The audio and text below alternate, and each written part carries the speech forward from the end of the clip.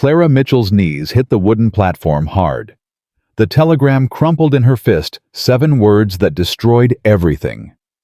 Change my mind. Don't come. Sorry. But she'd already come. 300 miles in a wedding dress, now streaked with coal dust and shame.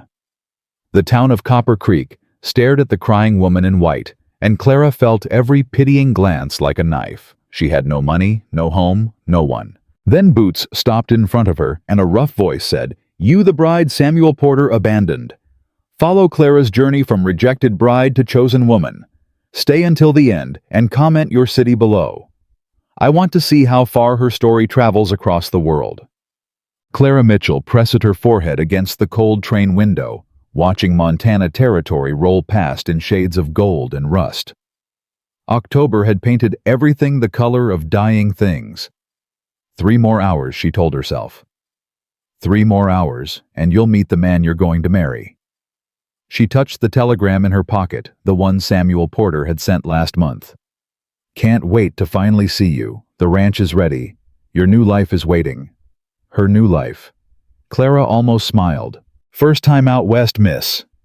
She turned. An older woman sat across from her knitting needles, clicking steadily.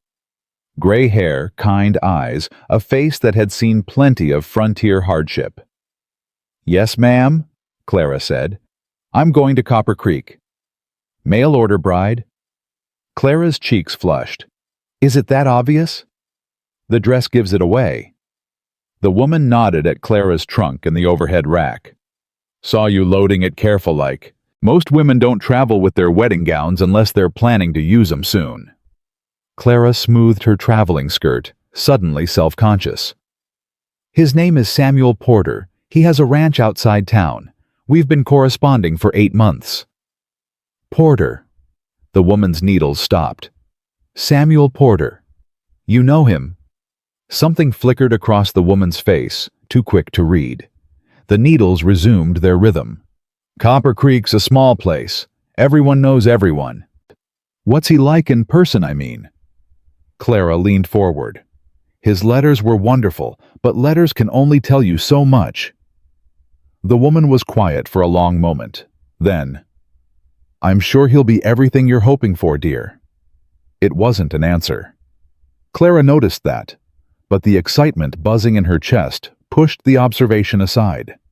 She was hours away from meeting her future husband, hours away from the adventure she'd dreamed about since leaving Richmond. The train whistle shrieked. Clara pressed her face to the window again, watching for the first glimpse of Copper Creek. Behind her, the older woman's knitting needles had gone silent. The station platform was smaller than Clara expected. A single wooden structure with a hand-painted sign reading, "Copper Creek, Montana Territory." A few people milled about, men in dusty work clothes, women in practical dresses, children chasing each other through the autumn leaves. Clara stepped off the train, carefully mindful of her wedding dress. She'd changed in the tiny washroom an hour ago, wanting to surprise Samuel, wanting to step onto the platform as his bride-to-be, ready to begin their life together. The white lace felt foolish now exposed under the gray October sky. Too fancy, too hopeful. She scanned the platform for a man matching Samuel's description. Tall brown hair, clean-shaven. "I'll be wearing my Sunday best and carrying wildflowers." No one fit. Clara waited. 5 minutes. 10. 15.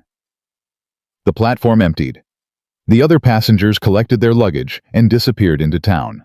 The train pulled away with a mournful whistle, leaving Clara alone with her trunk and her increasingly desperate hope. "He's late," she told herself. "Ranchers are busy." Something came up. "Miss..." Clara turned. A young man in a station uniform approached, hat in hands. "You waiting for someone?" "Samuel Porter. He was supposed to meet me here." The young man's expression shifted. His eyes dropped to her wedding dress, then back to her face. Something like pity settled into his features. "Miss, maybe you should..." "Clara Mitchell." A different voice. Clara spun around. A boy couldn't have been more than 16 ran toward her breathless. He thrust an envelope into her hands. "Mr. Porter paid me to deliver this. Said to give it to the woman in the wedding dress. Clara's fingers felt numb as she took the envelope. Where is he? Is he all right? The boy was already backing away. Just read it, miss. I'm real sorry. He ran. Clara stared at the envelope. Her name was written across the front in handwriting. She recognized Samuel's handwriting, the same script that had promised her a home, a family, a future. She tore it open. 7 words. Changed my mind. Don't come. Sorry. Clara read them again. And again. The letters blurred, rearranged themselves, refused to make sense. Changed my mind. But she'd already come. She'd sold everything she owned. Quit her seamstress position. Said goodbye to the few acquaintances she had left. Spent her entire savings on train fare and the modest trousseau packed in her trunk. Don't come. 300 miles. 3 days of travel. 3 months of planning and hoping and dreaming. Sorry. Sorry. The telegram slipped from Clara's fingers. Her knees buckled. She hit the wooden platform hard enough to bruise her wedding dress pooling around her like a white flag of surrender. Oh my Lord, look at her! Voices. Clara heard them distantly, as if from underwater. Is that a wedding dress? Did she just... Another one. Ain't that the 3rd mail-order bride? Porter's left stranded? 3rd, I heard it was the 4th. Someone should help her. Someone should have warned her more like. Footsteps approached. Clara couldn't lift her head. Couldn't do anything but stare at the wooden planks beneath her knees, at the telegram lying in the dirt, at the ruin of everything she'd believed in. Miss, can you hear me? Hands on her shoulders. Clara flinched. Easy now. Let's get you up. An older man, the station attendant, she realized dimly, helped her to her feet. His face was weathered, and kind eyes soft with sympathy. You all right? Clara almost laughed. No. Porter. She nodded. The attendant sighed heavily. That man's got no conscience. No conscience at all. He guided Clara toward a bench. You sit here. I'll fetch your trunk. We'll figure something out. There's nothing to figure out. Clara's voice sounded strange to her own ears. Flat. Empty. I have $3, no return ticket, no one waiting for me anywhere. You got family back east? Clara thought of her sister Ruth, married to a wealthy merchant, embarrassed by her seamstress sister. Ruth had laughed when Clara announced her mail-order engagement. Desperate enough to marry a stranger. How pathetic. No, Clara said. No family. The crowd had grown. Clara felt their stares like physical weight, curious, pitying, amused. The abandoned bride in her ridiculous white dress, kneeling in the dirt of a frontier station. Entertainment for a slow afternoon. Look at her dress, someone whispered. Must have cost a fortune. More than she can afford now, I'd wager. Think she'll try the saloon. They're always looking for girls. Laughter, low and cruel. Clara's hands curled into fists. Her mother's voice echoed in her memory. Pride won't feed you, Clara Jane, but it'll keep you standing when everything else wants to knock you down. She stood. The movement was abrupt enough to startle the station attendant.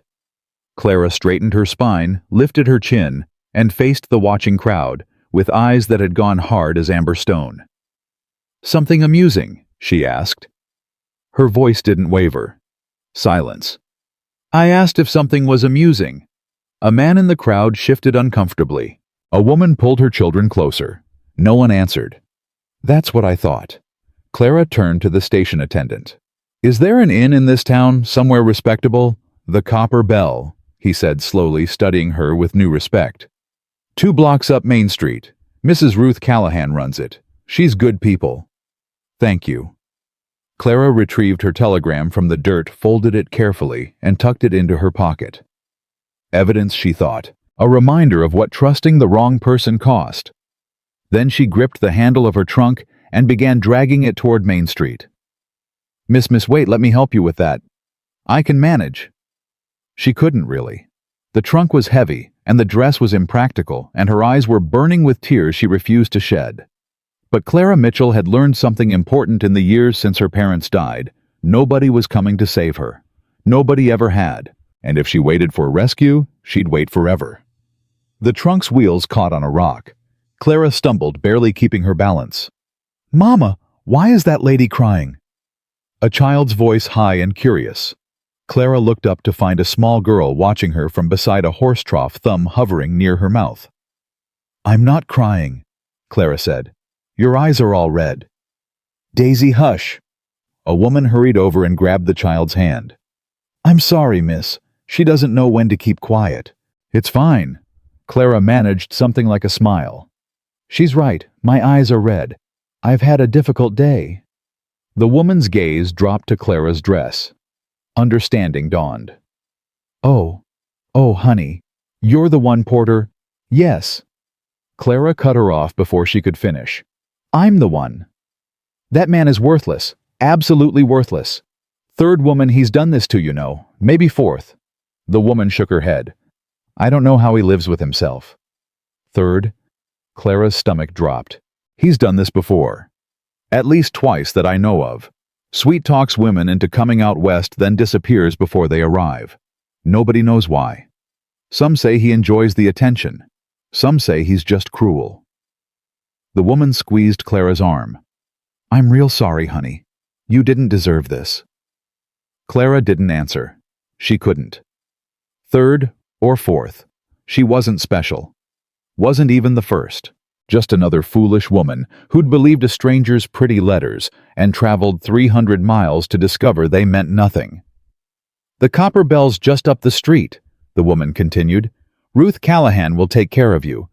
Tell her Margaret Hendricks sent you." "Thank you." Clara's voice was barely a whisper.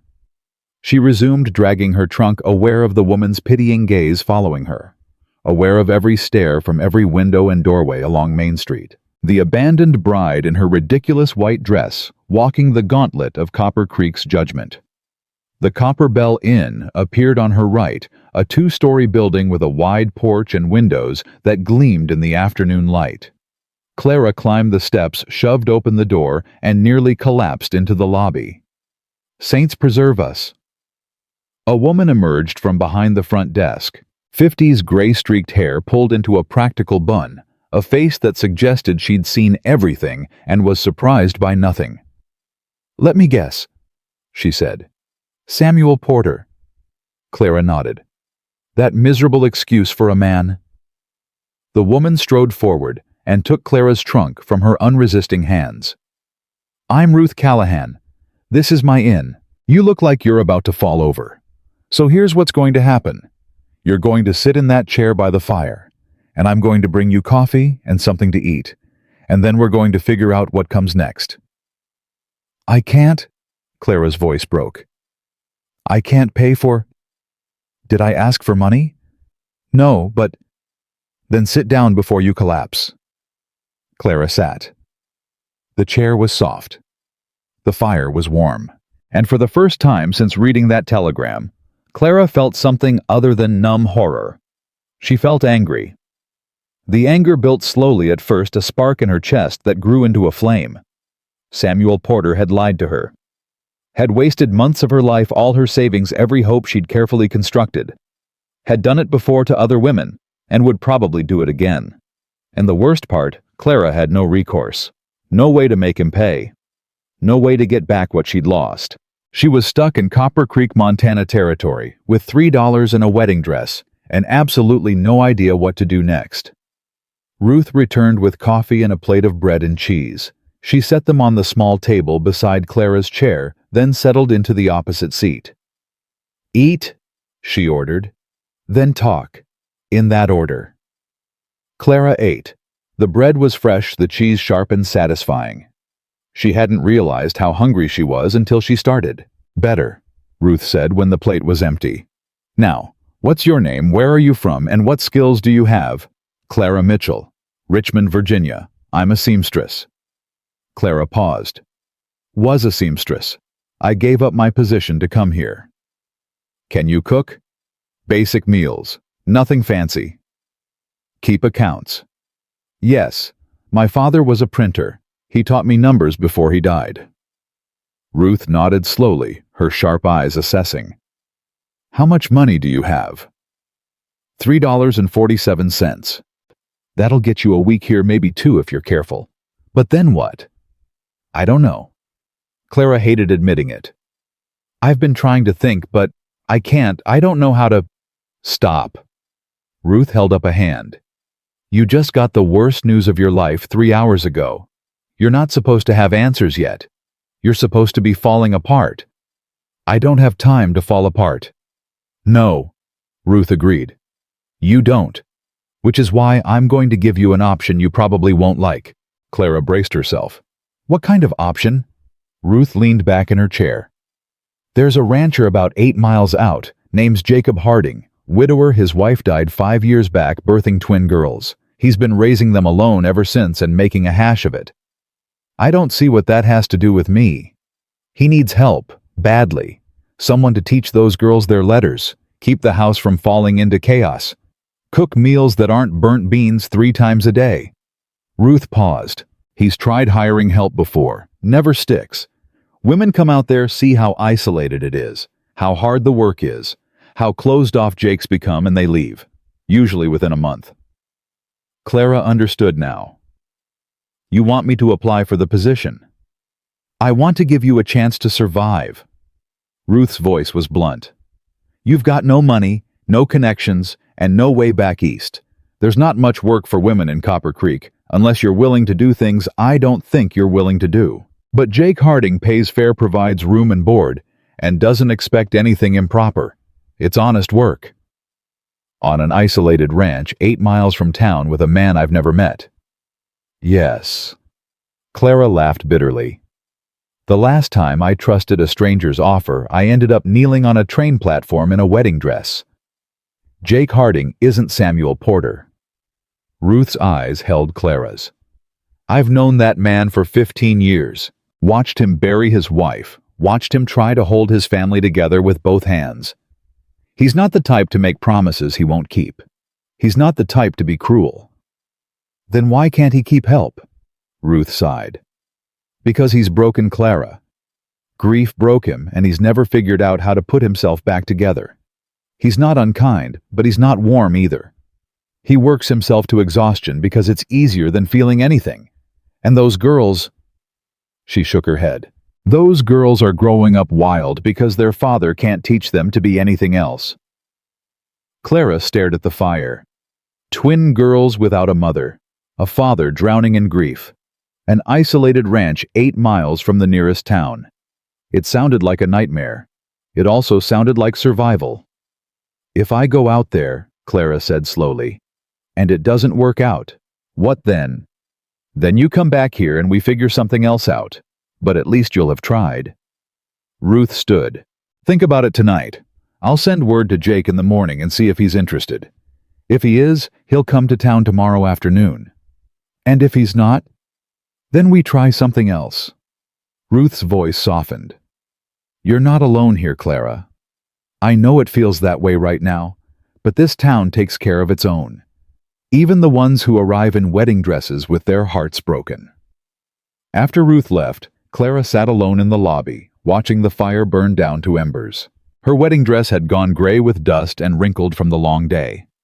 She should change, should eat more, should sleep. Instead, she pulled the telegram from her pocket and read it again. Changed my mind. Don't come. Sorry. Third woman. Maybe fourth. Clara crumpled the paper in her fist.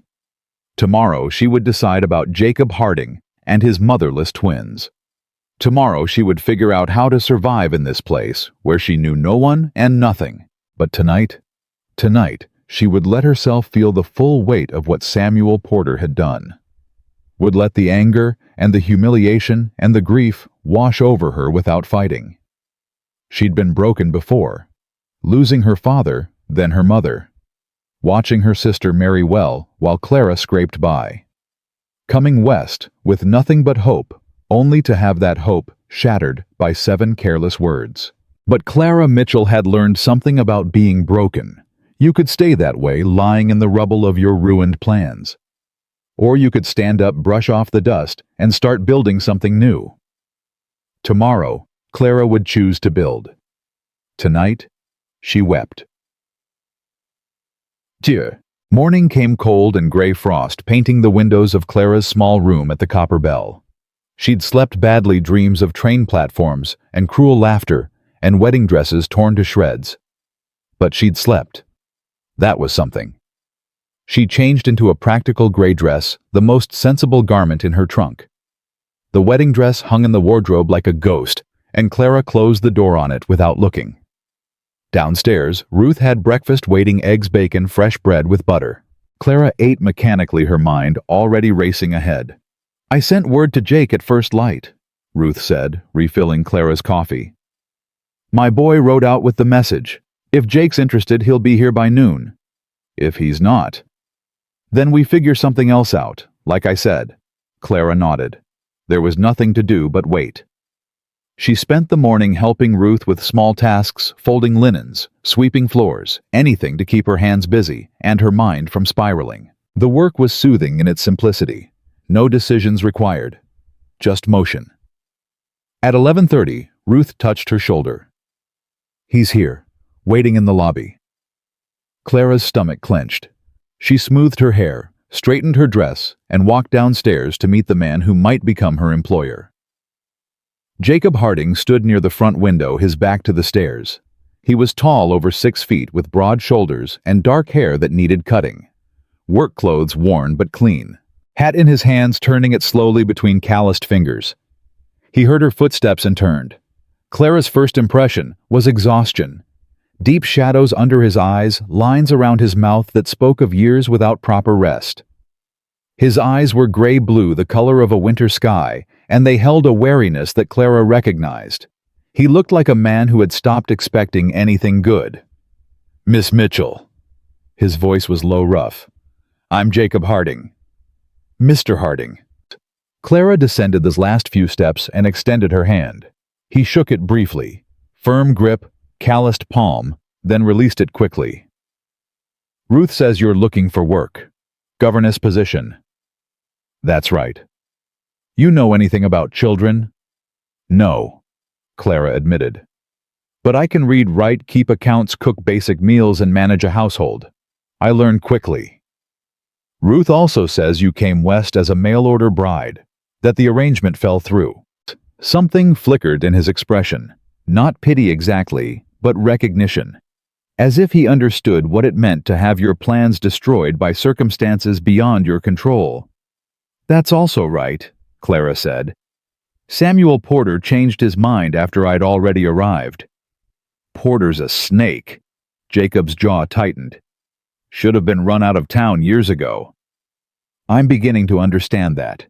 Silence stretched between them. Jacob studied her with those wary gray eyes, and Clara felt herself being measured, assessed. "The work is hard," he said finally. "The ranch is isolated. We're 8 miles from town, and in winter sometimes we don't see another soul for weeks. My daughters." He paused, something complicated crossing his face. "They're good girls, but they're not gentle. They've grown up rough. They might not take to you." "They might not," Clara agreed. "But they might. We won't know unless we try." "The last woman I hired lasted 6 weeks. The one before that 2 months. The one before that—" He shook his head. "They all leave, Miss Mitchell. The isolation, the work, the girls, me, something always drives them away." "I'm not most women, Mr. Harding." "Everyone says that. Everyone hasn't lost everything twice before the age of 24. Clara's voice was steady. "I know what it's like to have nowhere to go and no one to turn to. I know what it's like to build a life from nothing and watch it crumble. And I know that when you've got nothing left to lose, you stop running from hard things." Jacob was quiet for a long moment. Then slowly he nodded. "Room and board, plus $30 a month. Trial period of 3 months. If it works out, we discuss permanent arrangement." He met her eyes directly. "I should warn you, I'm not looking for a wife. Not looking for anything except someone to help with my daughters and keep the household running. If you're hoping this leads somewhere else, you'll be disappointed." "Mr. Harding." Clara allowed herself a small, grim smile. "I came west hoping to marry a man I'd never met, and you see how that turned out." The last thing I want is another romantic entanglement. I'm looking for work, nothing more. Something shifted in Jacob's expression. Not quite a smile, but the rigid lines of his face softened slightly. When can you start? Whenever you need me. I've got supplies to load. Should be ready to head back in an hour. He put his hat on, tugging the brim low. Pack light. The wagon ride's rough. He turned to leave, then paused at the door. Miss Mitchell? Yes. For what it's worth, I'm sorry about Porter. What he did was wrong. No woman deserves that. Before Clara could respond, he was gone. She stood alone in the lobby, her heart hammering against her ribs. She'd just agreed to leave for an isolated ranch with a stranger she'd known for 10 minutes. To care for children she'd never met. To build a new life in a place she'd never seen. It was either the bravest thing she'd ever done, or the most foolish. Ruth appeared at her elbow. Well, I start today. Clara turned toward the stairs. I need to pack. Clara. Ruth caught her arm. Those girls, Rosie and Daisy, they've been through hell. Their mama died bringing them into the world, and their daddy's been a ghost ever since. They're going to test you, push you, try to drive you away like they've driven away everyone else. Why are you telling me this? Because if you go out there expecting it to be easy, you'll fail. But if you go knowing it'll be the hardest thing you've ever done, Ruth squeezed her arm. You might just survive it. Clara nodded. Thank you for everything. Don't thank me yet. Ruth's eyes were kind but serious. Thank me when you're still there in 3 months. 1 hour later, Clara sat beside Jacob Harding on a wagon seat, her single trunk loaded in the back. Copper Creek disappeared behind them, swallowed by the vast Montana landscape. 8 miles of empty territory stretched ahead. Somewhere at the end of it, 2 motherless girls waited for a woman who might become their salvation or their latest disappointment. Clara gripped her hands in her lap and watched the horizon. She'd survived abandonment, survived humiliation, survived the complete destruction of every dream she'd ever held. Whatever waited at the Harding Ranch, she would survive that too. She had to. It was the only option left. The wagon jolted over a deep rut, and Clara grabbed the seat to steady herself. They'd been traveling for nearly an hour in silence, Jacob Harding's attention fixed on the road ahead like he'd forgotten she existed. Clara didn't mind. The quiet gave her time to think, to prepare herself for whatever waited at the end of this journey. Twin girls who'd never known their mother. A grieving widower who'd closed himself off from the world. An isolated ranch where previous governesses had failed within weeks. She was probably making a terrible mistake, but terrible mistakes were better than no options at all. The girls don't know you're coming. Jacob's voice startled her. Clara turned to find him still watching the road, his jaw tight. I didn't tell them, he continued. Didn't want to get their hopes up in case you changed your mind. Why would I change my mind? Everyone does. His tone was flat, matter-of-fact. They see the ranch meet the girls, realize what they've signed up for. Then they start making excuses. Too isolated. Too much work. Girls are too wild. He shrugged. Figured I'd spare them another disappointment. Clara absorbed this. How many governesses have you hired? 4. In 5 years. And they all left?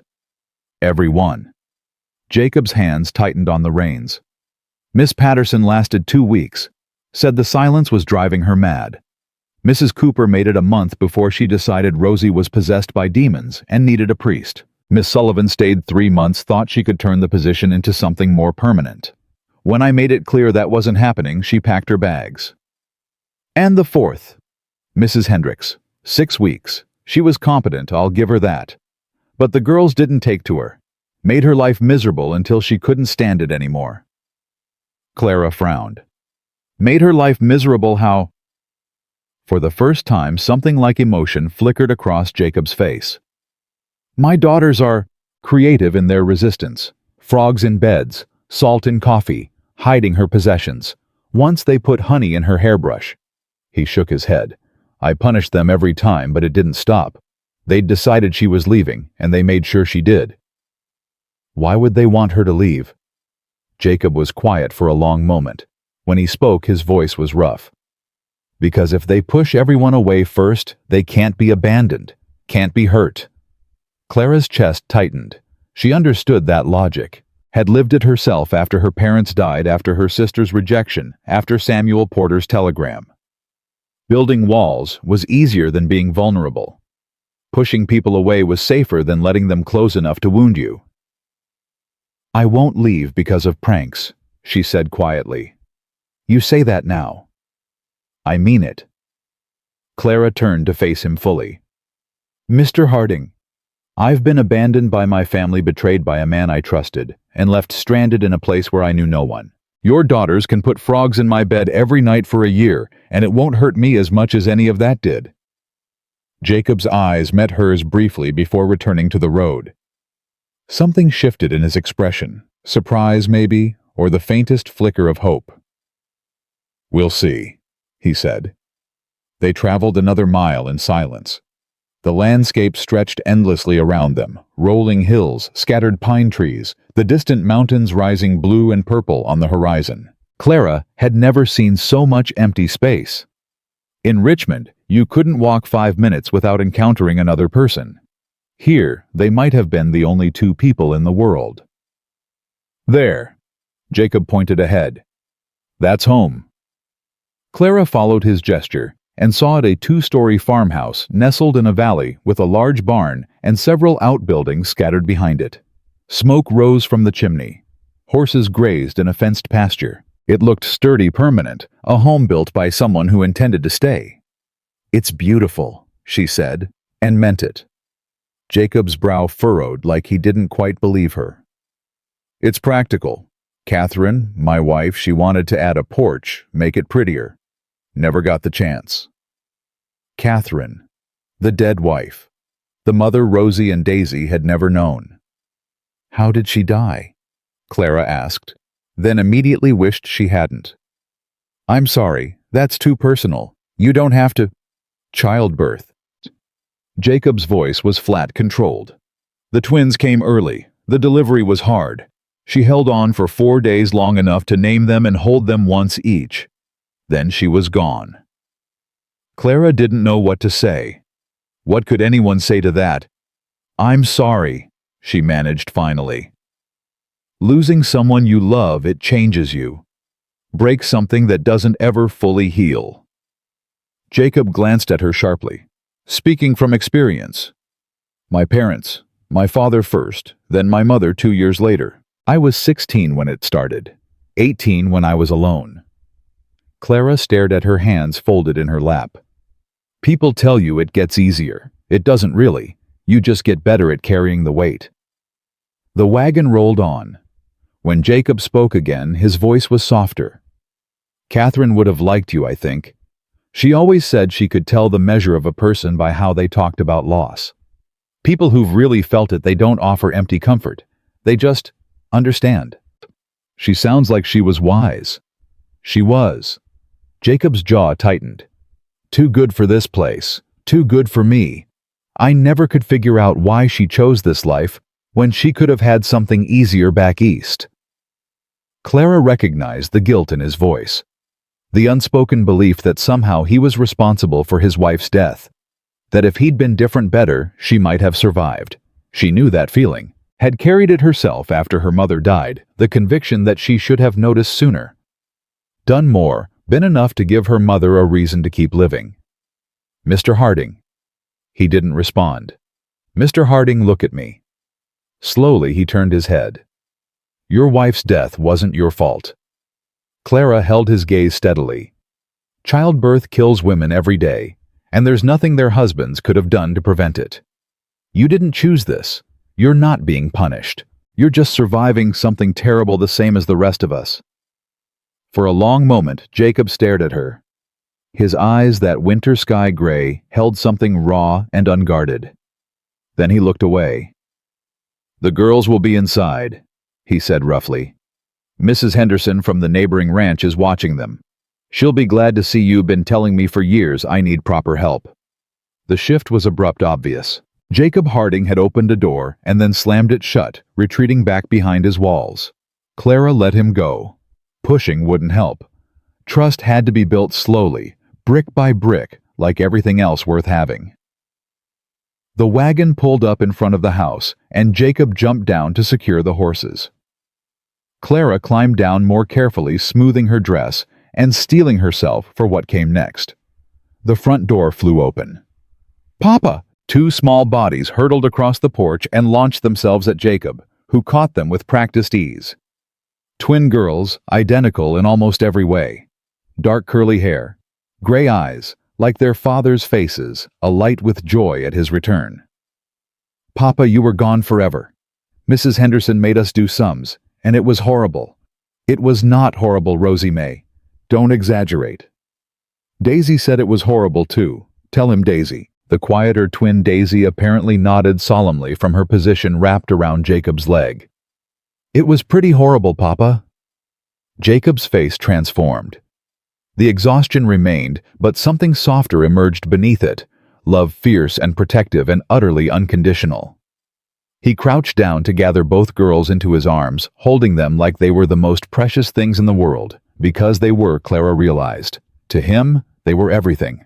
"I brought someone," Jacob said, pulling back to look at his daughters. "A lady who's going to stay with us for a while, help take care of things." Both girls turned to look at Clara. Rosie's expression shifted immediately, open curiosity hardening into suspicion. She stepped in front of her sister, chin lifting in a gesture Clara recognized. Protective. Defensive. "Another governess." "Her name is Miss Mitchell." Jacob's voice was calm but firm. "She's come a long way, and I expect you to be polite." Miss Patterson came a long way too, and Mrs. Cooper, and Rosie. The single word carried enough weight to silence the child, though her eyes remained wary. She studied Clara like a general, assessing an enemy, cataloging strengths and weaknesses. Clara met her gaze without flinching. "Hello, Rosie. Hello, Daisy." She crouched down to their level, bringing herself eye to eye with the twins. "Your father tells me you're very smart. I'm looking forward to getting to know you both." "Are you going to make us do sums all day?" Rosie demanded. "I expect we'll do some sums, and reading, and writing. But we'll do other things too." "What kind of other things?" "Well, I'm a seamstress. I could teach you to sew if you're interested. And I know some games my mother taught me when I was your age." Daisy's eyes widened slightly. "Games? Shh, Daisy." Rosie pulled her sister closer. "She's just trying to make us like her. They all do that at first. Then they leave anyway." The words hit Clara like a slap. Not because they were cruel, but because they were so clearly true. This child, 5 years old, motherless, abandoned repeatedly by women who'd promised to stay, had learned to expect disappointment. Had built walls so high that kindness looked like a trap. Clara understood that. Understood it bone deep. "You're right," she said quietly. Rosie blinked. "What?" "You're right. Other governesses probably did try to make you like them at first. And then they left." Clara kept her voice steady, her gaze direct. "I can't promise I'll be different. I can't promise anything really, except that I'll try. And that I'll be honest with you always, even when the truth is hard." Rosie's expression flickered confusion, suspicion, something that might have been curiosity. "You're not going to tell me you'll stay forever?" "No, I don't make promises I'm not sure I can keep." "The other ladies promised." "Then the other ladies were wrong to do that." Clara held Rosie's gaze. "But I'll tell you this, I don't have anywhere else to go. I came west to marry a man, and he changed his mind and left me stranded. Your father offered me work, and I accepted because I need it.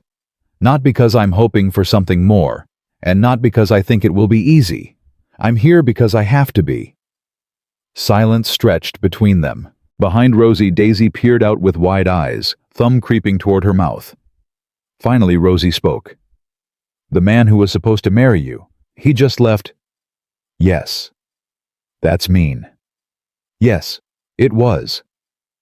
Rosie considered this. Then slowly she nodded. Okay. You can stay. For now. She grabbed Daisy's hand and marched toward the house. But don't put your things in the good room. That was Mama's. You can have the one at the end of the hall. She disappeared inside, Daisy trailing behind like a shadow. Jacob released a breath Clara hadn't realized he'd been holding. That went better than expected. Did it? She didn't threaten to put spiders in your shoes. I call that progress. Clara almost smiled. Almost. An older woman appeared on the porch, wiping her hands on her apron. Gray hair, kind face, a body that had clearly survived decades of frontier living. So you're the new governess. She descended the steps and clasped Clara's hands in hers. I'm Martha Henderson. Live about 5 miles west with my husband George. I've been telling this stubborn fool for years that he needs help. I'm not stubborn, Jacob muttered. You're the most stubborn man in Montana territory, and we both know it. Martha turned back to Clara, her eyes assessing but warm. You've got a sensible look about you. That's good. Those girls need someone practical, not another flighty thing who faints at the first sign of hard work. I don't faint easily, Mrs. Henderson. Martha, and we'll see about that. She released Clara's hands and moved toward a wagon Clara hadn't noticed parked near the barn. I've left supper warming on the stove. Stew and fresh bread. Should be enough for tonight and tomorrow. Martha, you didn't have to... Hush, Jake. It's done. She climbed onto the wagon seat with surprising agility. Miss Mitchell, you need anything, you send word. I'll come. Thank you. Martha nodded, clicked to her horse, and drove away. Clara watched her go, then turned to Jacob. She seems kind. Salt of the earth. Her and George both. Jacob hefted Clara's trunk from the wagon bed. Come on, I'll show you your room. The house was larger inside than Clara expected, a main room that served as kitchen and living space with a stone fireplace and sturdy wooden furniture. Everything was clean, but worn, the kind of home that had been functional rather than decorated. A woman's touches were visible in small ways: a faded quilt on the back of a chair, dried flowers in a vase on the mantel, curtains that had once been pretty but were now sun-bleached and fraying. Catherine's touches, Clara realized, preserved like relics. Jacob led her upstairs past a closed door that must have been the master bedroom, past the twins' room where she could hear them whispering, to a small room at the end of the hall. It's not much, he said, setting her trunk down. Bed, wash stand, wardrobe. Window faces east, so you'll get morning sun. Clara looked around. The room was simple but adequate. A narrow bed with a worn quilt.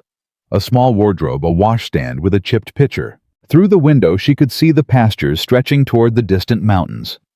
It's perfect, she said. Jacob's brow furrowed. You don't have to say that.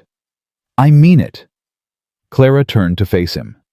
Mr. Harding, I've been sleeping in boarding houses and train cars for the past week. Before that, I lived in a room above a seamstress shop that was so small I could touch both walls at once. This... She gestured at the space around her. This is more than I expected. Truly. He studied her for a moment, his expression unreadable. Then he nodded. Supper's at 6. The girls usually eat in the kitchen. I have work in the barn, but I'll be in by then. He paused at the door. Miss Mitchell? Yes.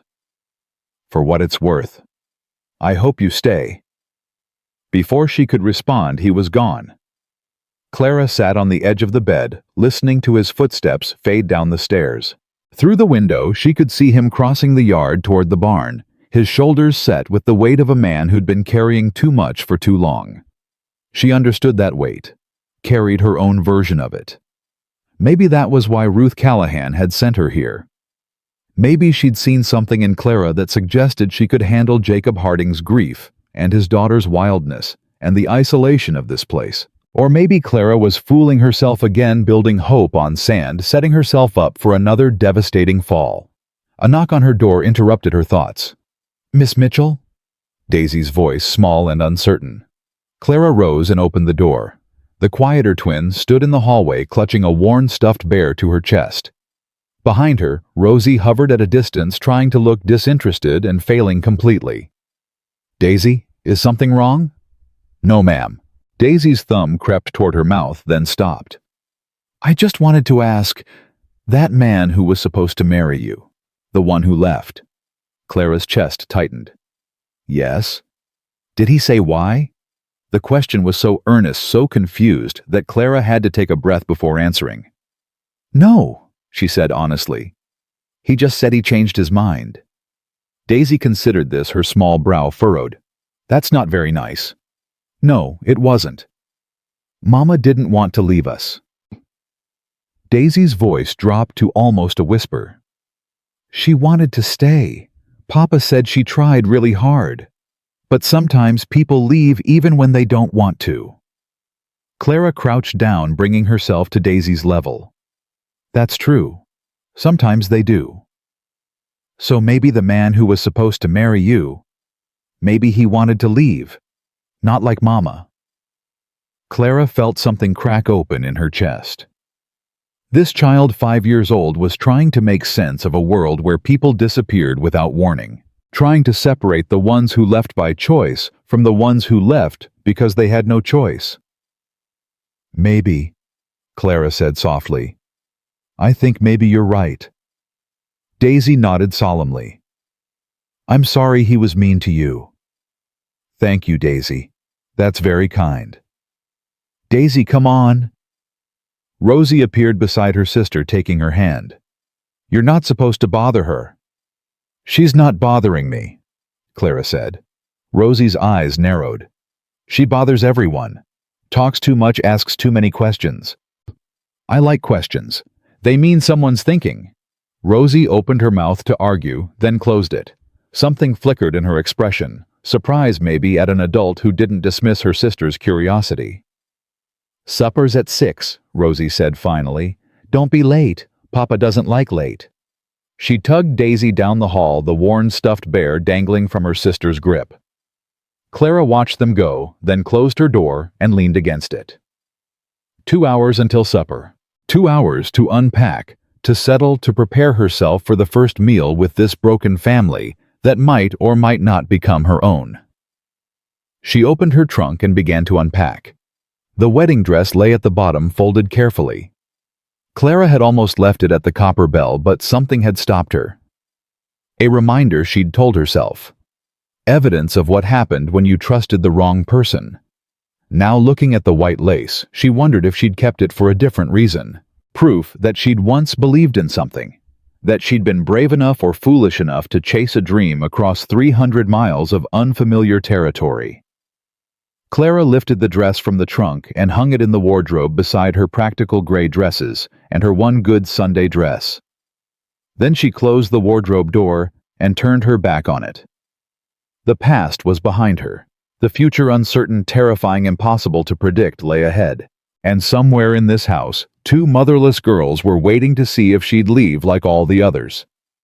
Clara Mitchell had never been good at giving up. She wasn't about to start now. Supper was a tense affair.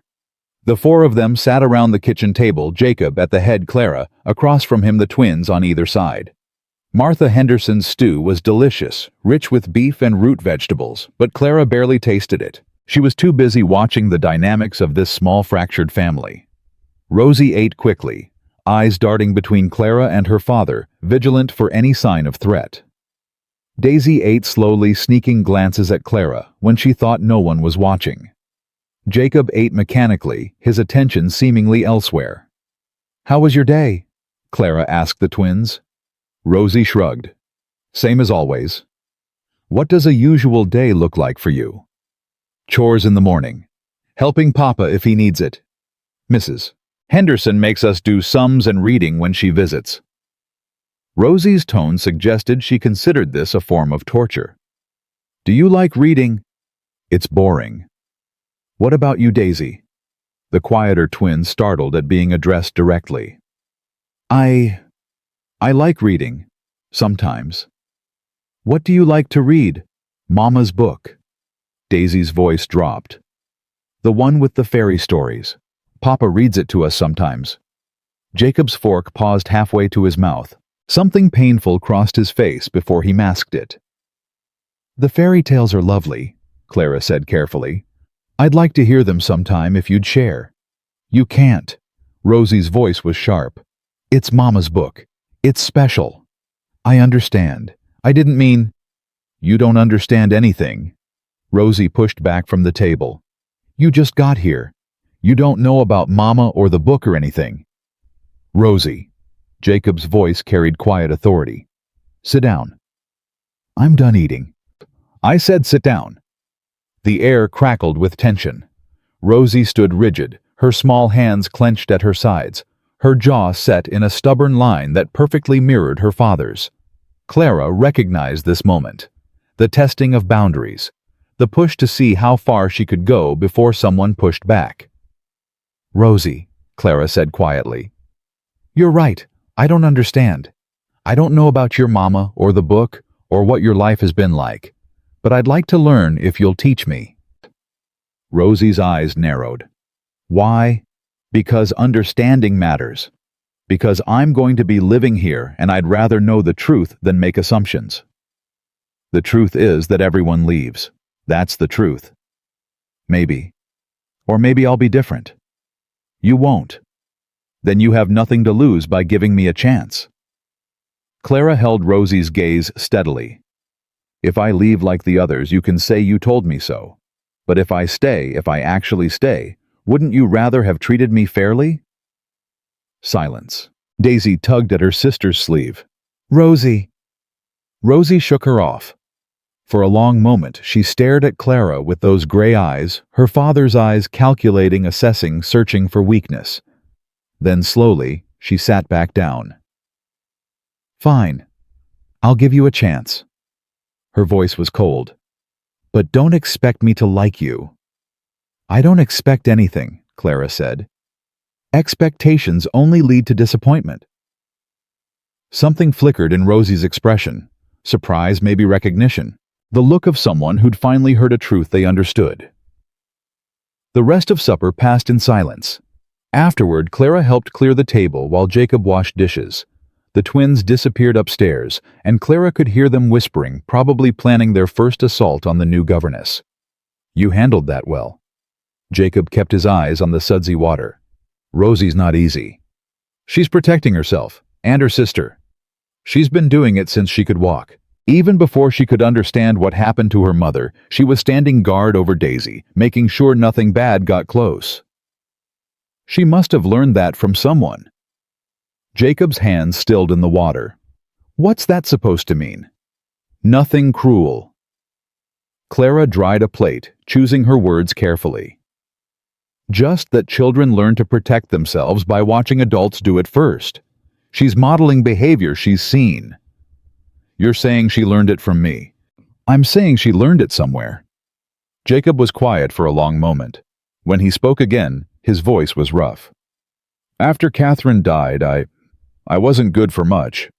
Couldn't think straight, couldn't eat, couldn't do anything except take care of the girls and keep the ranch from falling apart. The grief was so heavy I thought it would crush me. He scrubbed at a pot that was already clean. So I closed off. Built walls, focused on the work because the work didn't hurt. And Rosie, she was watching, learning. Clara set down her towel. Mr. Harding, grief isn't weakness. Protecting yourself isn't wrong. You did what you had to do to survive, and so did Rosie. That's not something to be ashamed of. Easy for you to say. No. Clara's voice sharpened.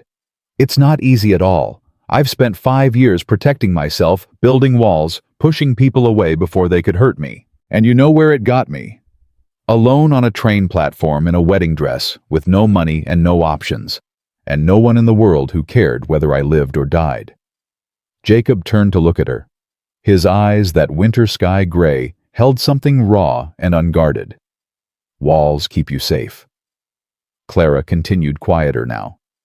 But they also keep you alone. I'm only just starting to understand that maybe alone isn't worth the safety. The kitchen was very quiet. Outside, the wind moved through the pines, and somewhere in the distance, a horse whickered. I should check on the girls, Jacob said finally. Make sure they're getting ready for bed. I can do it. That's what I'm here for. Not tonight. He dried his hands on a towel. Tonight, let me. Tomorrow we'll start the new routine. Clara nodded. She understood what he wasn't saying, that he needed this time with his daughters, needed to hold on to this piece of normal before everything changed. Good night, Mr. Harding. Good night, Miss Mitchell. She watched him climb the stairs, heard the murmur of voices as he entered the twins' room. Rosie's voice arguing about something. Daisy's softer tone trying to make peace. Jacob's low rumble, patient but firm. Family sounds. The small, ordinary noises of people who belong to each other. Clara turned away and walked to her room at the end of the hall. Tomorrow she would begin her real work here, teaching the twins their letters, learning the household routines, finding her place in this isolated world. But tonight she was still an outsider, looking in, watching a family that didn't yet include her, hoping she might someday earn her way inside. She undressed by lamplight, hung her gray dress in the wardrobe next to the wedding dress she refused to look at, and climbed into the narrow bed. The sheets were cold. The room was unfamiliar. The silence was so complete it felt like a physical weight. Clara lay awake for a long time, listening to the house settle around her.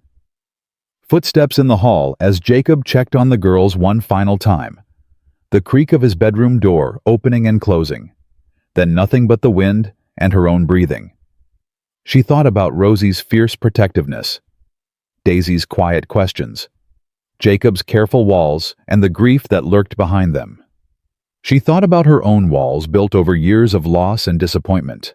Thought about what it might mean to let them down, to let someone in, to risk being hurt again. Maybe that was what this place demanded. Maybe that was the price of belonging. Clara closed her eyes. Tomorrow she would start building something new.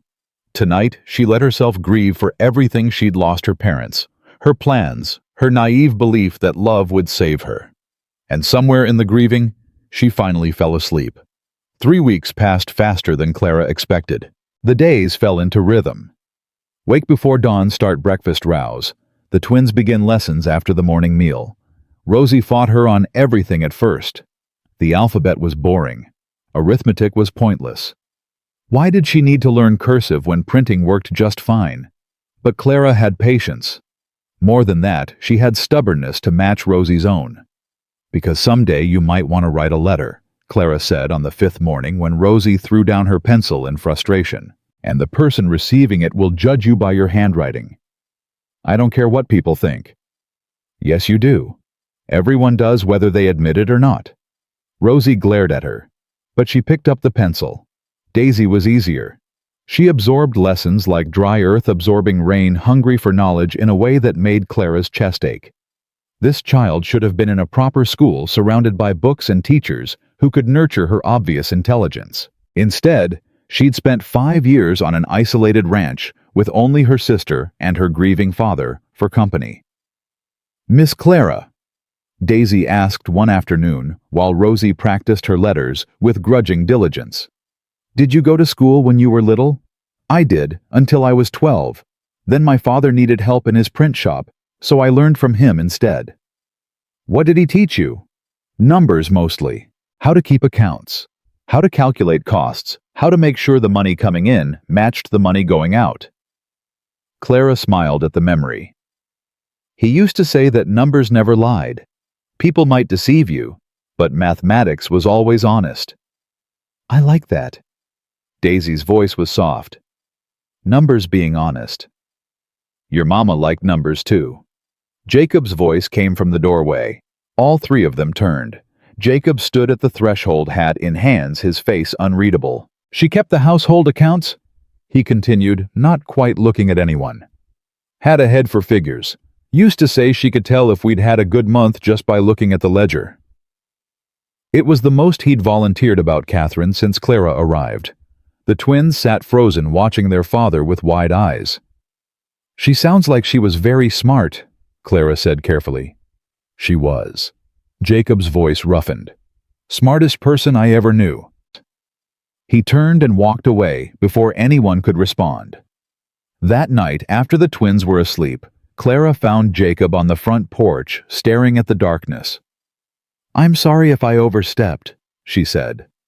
"Talking about numbers, about learning from my father. I didn't mean to." "You didn't." Jacob didn't turn around. "I just don't talk about her much. The girls, they ask sometimes, but I never know what to say." "How do you describe someone to children who never knew her?" Clara moved to stand beside him, keeping careful distance between them. "You describe the small things, the things that made her who she was.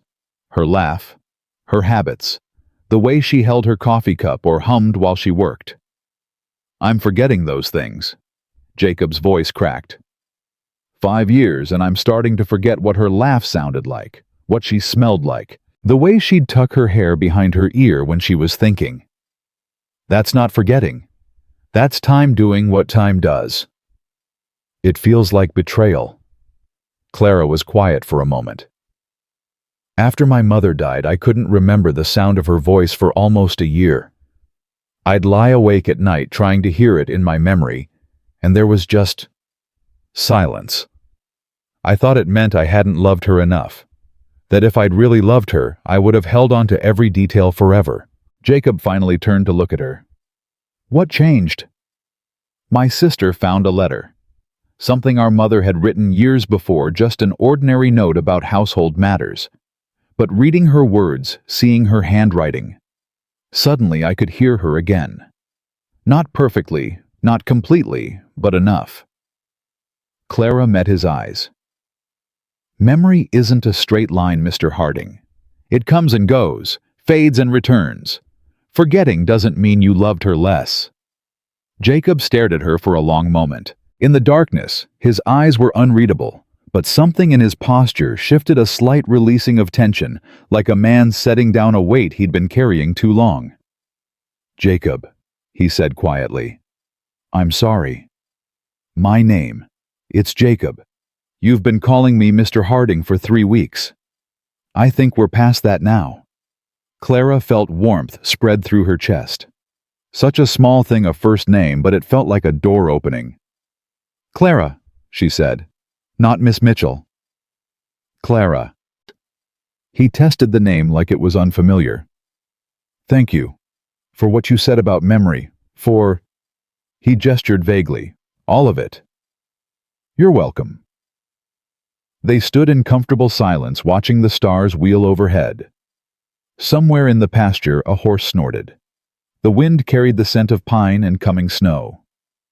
"Winter's coming early this year," Jacob said finally. "I can feel it. We should start preparing." "What needs to be done?" "Stock up on supplies. Check the roof for weak spots. Make sure we have enough wood cut to last through February." He paused. "It gets hard out here in winter, isolated. Sometimes we don't see anyone for weeks." "I know. You warned me." "Warning and experiencing are different things." Jacob's voice was serious. "Last winter we were snowed in for almost a month. The girls went a little stir-crazy. I went a lot stir-crazy. It's not easy being trapped with the same people day after day. I've survived worse things than cabin fever." "Maybe." Jacob looked at her. "But I want you to understand what you're signing up for. If you want to leave before winter sets in, I'll understand. No hard feelings." Clara considered this. The offer was genuine. She could see it in his face. He was giving her an out, a chance to escape before things got difficult. 3 weeks ago, she might have taken it. "I'm not leaving," she said. "Those girls need stability. They need to know that someone will stay no matter what. I won't be another person who abandons them." Something shifted in Jacob's expression. Surprise, maybe, or hope. "You really mean that?" "I really do." Jacob nodded slowly. "Then we'd better start preparing. Winter waits for no one." The next 2 weeks were consumed with preparation. Clara learned to stock a pantry for months of isolation: dried beans, salted meat, preserved vegetables, flour and sugar and coffee. She helped Jacob check the house for drafts, stuffing rags into cracks and hanging heavy blankets over windows. The twins helped where they could, carrying firewood and counting supplies with the seriousness of soldiers preparing for siege. "Why do we need so much food?" Daisy asked one afternoon, watching Clara inventory the root cellar. "Because once the snow comes, we might not be able to get to town for a long time. We have to have enough of everything to last until spring." "What if we run out?" "We won't. Not if we're careful and plan ahead." Clara made a note on her list. "That's why we're counting everything now, so we know exactly what we have and exactly what we need." Rosie appeared at the cellar entrance, arms crossed. "Mrs. Henderson's here. She brought pie." Clara climbed the stairs to find Martha Henderson in the kitchen, unpacking a basket onto the table. Apple pie, fresh bread, a jar of preserves. "Figured you could use some treats before you're all snowed in together," Martha said. "Nothing like good food to keep spirits up when you can't leave the house." "That's very kind of you. It's practical. I've seen what happens when people go into winter without enough sweetness. They start snapping at each other by February." Martha's eyes twinkled. "Speaking of which, how are things really?" Clara glanced toward the door, making sure the twins were out of earshot. "Better than I expected. The girls are still wary, especially Rosie. But we're making progress." "And Jake?" "He's opening up. Slowly. Last week he told me about Catherine's accounting skills. It's the most he's ever volunteered about her." Martha nodded, satisfaction evident in her expression. "That's more than he said to anyone in years. You're good for him, Clara, for all of them." "I'm just doing my job." Martha's tone suggested she didn't believe that for a second. "Well, you keep just doing your job. And if you need anything at all, you send word. George and I can be here in a few hours if the weather allows." "I will, thank you." After Martha left, Clara served pie to the twins and watched their faces light up with simple pleasure. These moments, small, ordinary, easily overlooked, felt precious in a way she hadn't expected. The domesticity of it, the belonging. She was starting to love this family. The realization hit her like cold water. She'd promised herself she wouldn't get attached, wouldn't let herself care too much, wouldn't risk the kind of hurt that came from loving people who might leave or be taken from you. But it was too late. She already loved Daisy's quiet thoughtfulness, Rosie's fierce protectiveness, Jacob's careful kindness. She loved the rhythm of this household, the purpose it gave her days, the sense that she mattered to someone. She loved them, all of them, and that terrified her. The first snow came on a Tuesday. Clara woke to silence, the particular hush that meant the world outside had been transformed overnight. She went to the window and found everything blanketed in white, the barn and fences and distant mountains, all softened by inches of fresh powder. "Snow!" Daisy's shriek echoed through the house. "Rosie, wake up! It's snowing!" The twins tumbled out of their room and down the stairs, nightgowns flying, bare feet slapping against cold floorboards. Clara followed more slowly, smiling at their excitement. Jacob was already in the kitchen, coffee in hand, watching his daughters press their faces against the window glass. "Can we go outside?" Rosie demanded. "Please, Papa, please. After breakfast, and after chores." "But Papa, after breakfast and chores." Jacob's voice was firm, but his eyes were soft. "The snow isn't going anywhere."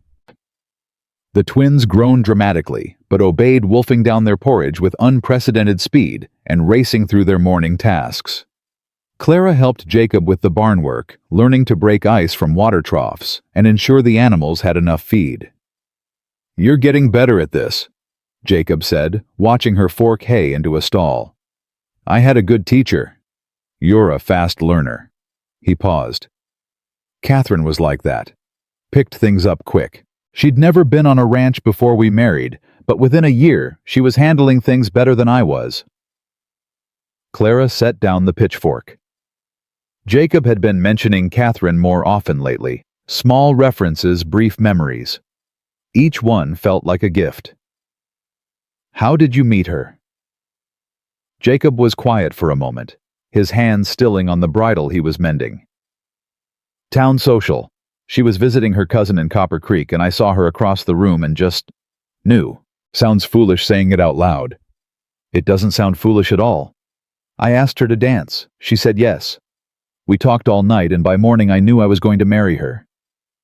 A ghost of a smile crossed his face. Took me 3 months to convince her father. He didn't think much of ranchers. But she said yes. She said yes. The smile faded. Sometimes I wonder if I ruined her life. If she'd married someone back east, someone her father approved of, she might still be alive. Might have had an easier time with the pregnancy. Might have... Jacob. Clara moved closer. You can't know that. You can't blame yourself for choices that weren't yours to make. Can't I? His voice was bitter. I'm the one who brought her out here. I'm the one who got her pregnant. I'm the one who loved her. You loved her, and she loved you, and you built a life together. A real life with children and a home and years of happiness before... Clara touched his arm gently. Don't turn your love story into a tragedy. It was both, happy and sad, beautiful and painful. That's what life is. Jacob stared at her hand on his arm. For a moment, neither of them moved. Then Rosie's voice shattered the silence. Papa, Miss Clara, come quick. Something's wrong with Daisy.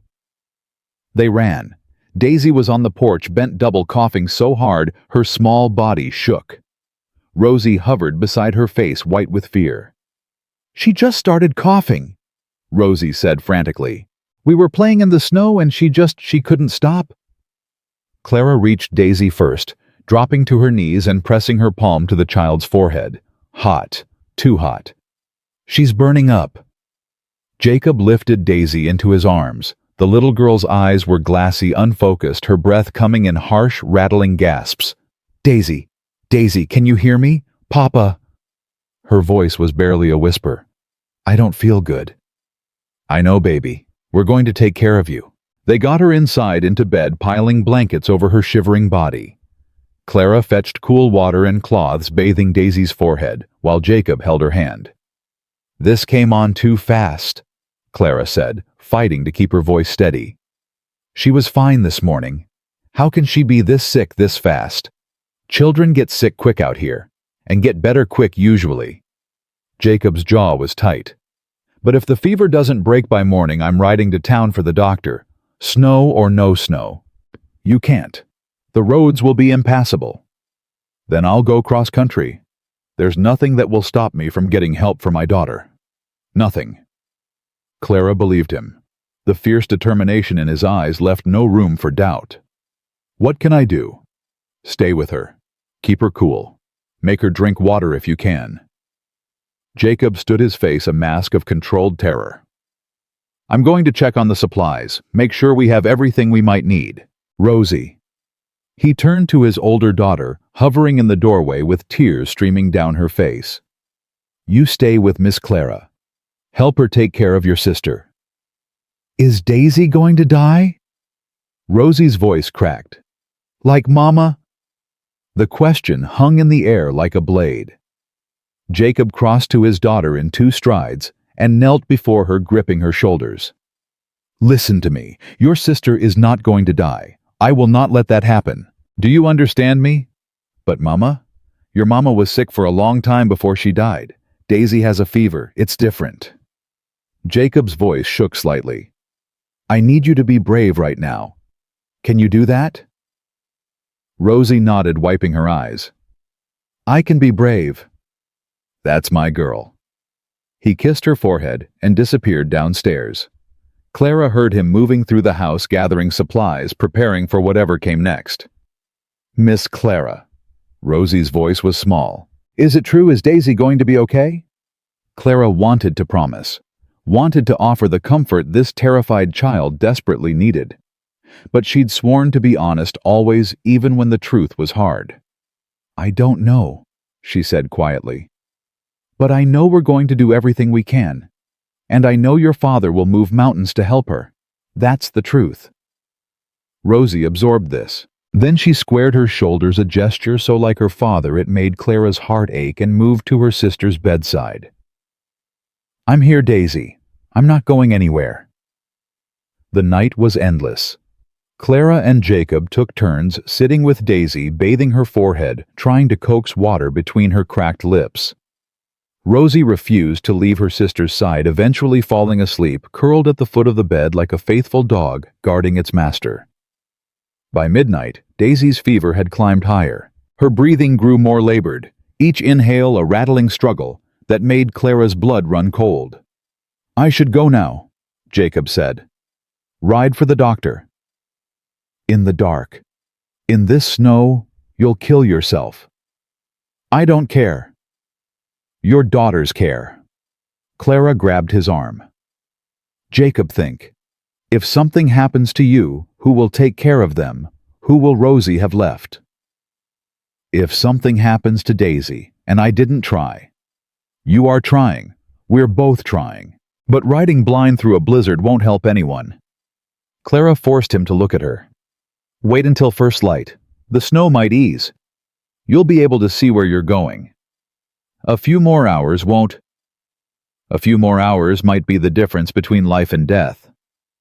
Or they might be the difference between you reaching town safely and you dying in a snowdrift." Jacob's face contorted with agony. The impossible choice: risk his life trying to save his daughter, or wait and possibly watch her slip away. "I can't lose her." His voice broke. "I can't lose another one. I can't." "You won't." Clara gripped his hands. "Jacob, look at me.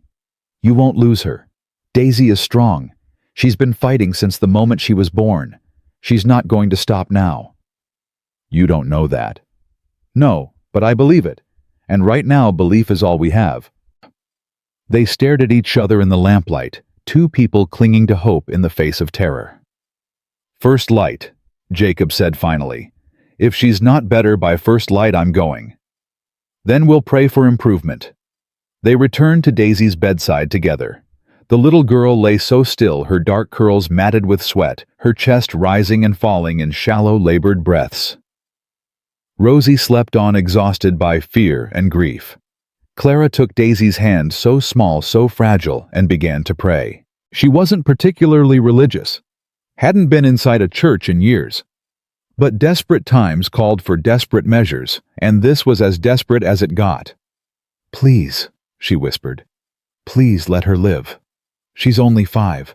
She's never done anything wrong. Please." Jacob sat on Daisy's other side, his head bowed, his lips moving silently. Clara didn't know if he was praying or simply talking to his daughter, begging her to hold on. The hours crawled past. At some point, Clara dozed off, her head dropping onto her chest.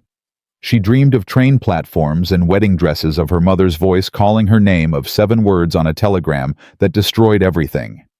She woke to Jacob shaking her shoulder. "Clara, Clara, wake up." "What? What's wrong?" "Feel her forehead." Clara pressed her palm to Daisy's skin and felt her heart stop. Cool.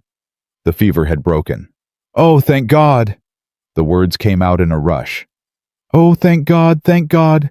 Daisy's eyes fluttered open, weak, exhausted, but clear. "Papa, Miss Clara." Her voice was a thread.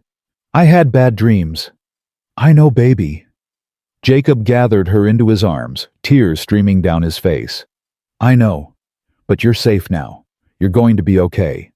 Rosie woke at the commotion and immediately burst into tears of relief. She threw herself at her sister, clutching Daisy like she'd never let go. "You scared me so bad. Don't ever do that again. Promise me, Daisy. Promise." "I promise." Daisy's voice was barely audible. "I'm sorry, Rosie." Clara sat back, her own eyes burning. The terror of the night, the certainty that they were going to lose this child, receded like a tide, leaving behind shaky relief and bone-deep exhaustion. Jacob looked at her over his daughters' heads. His face was wet with tears, his eyes raw with emotion.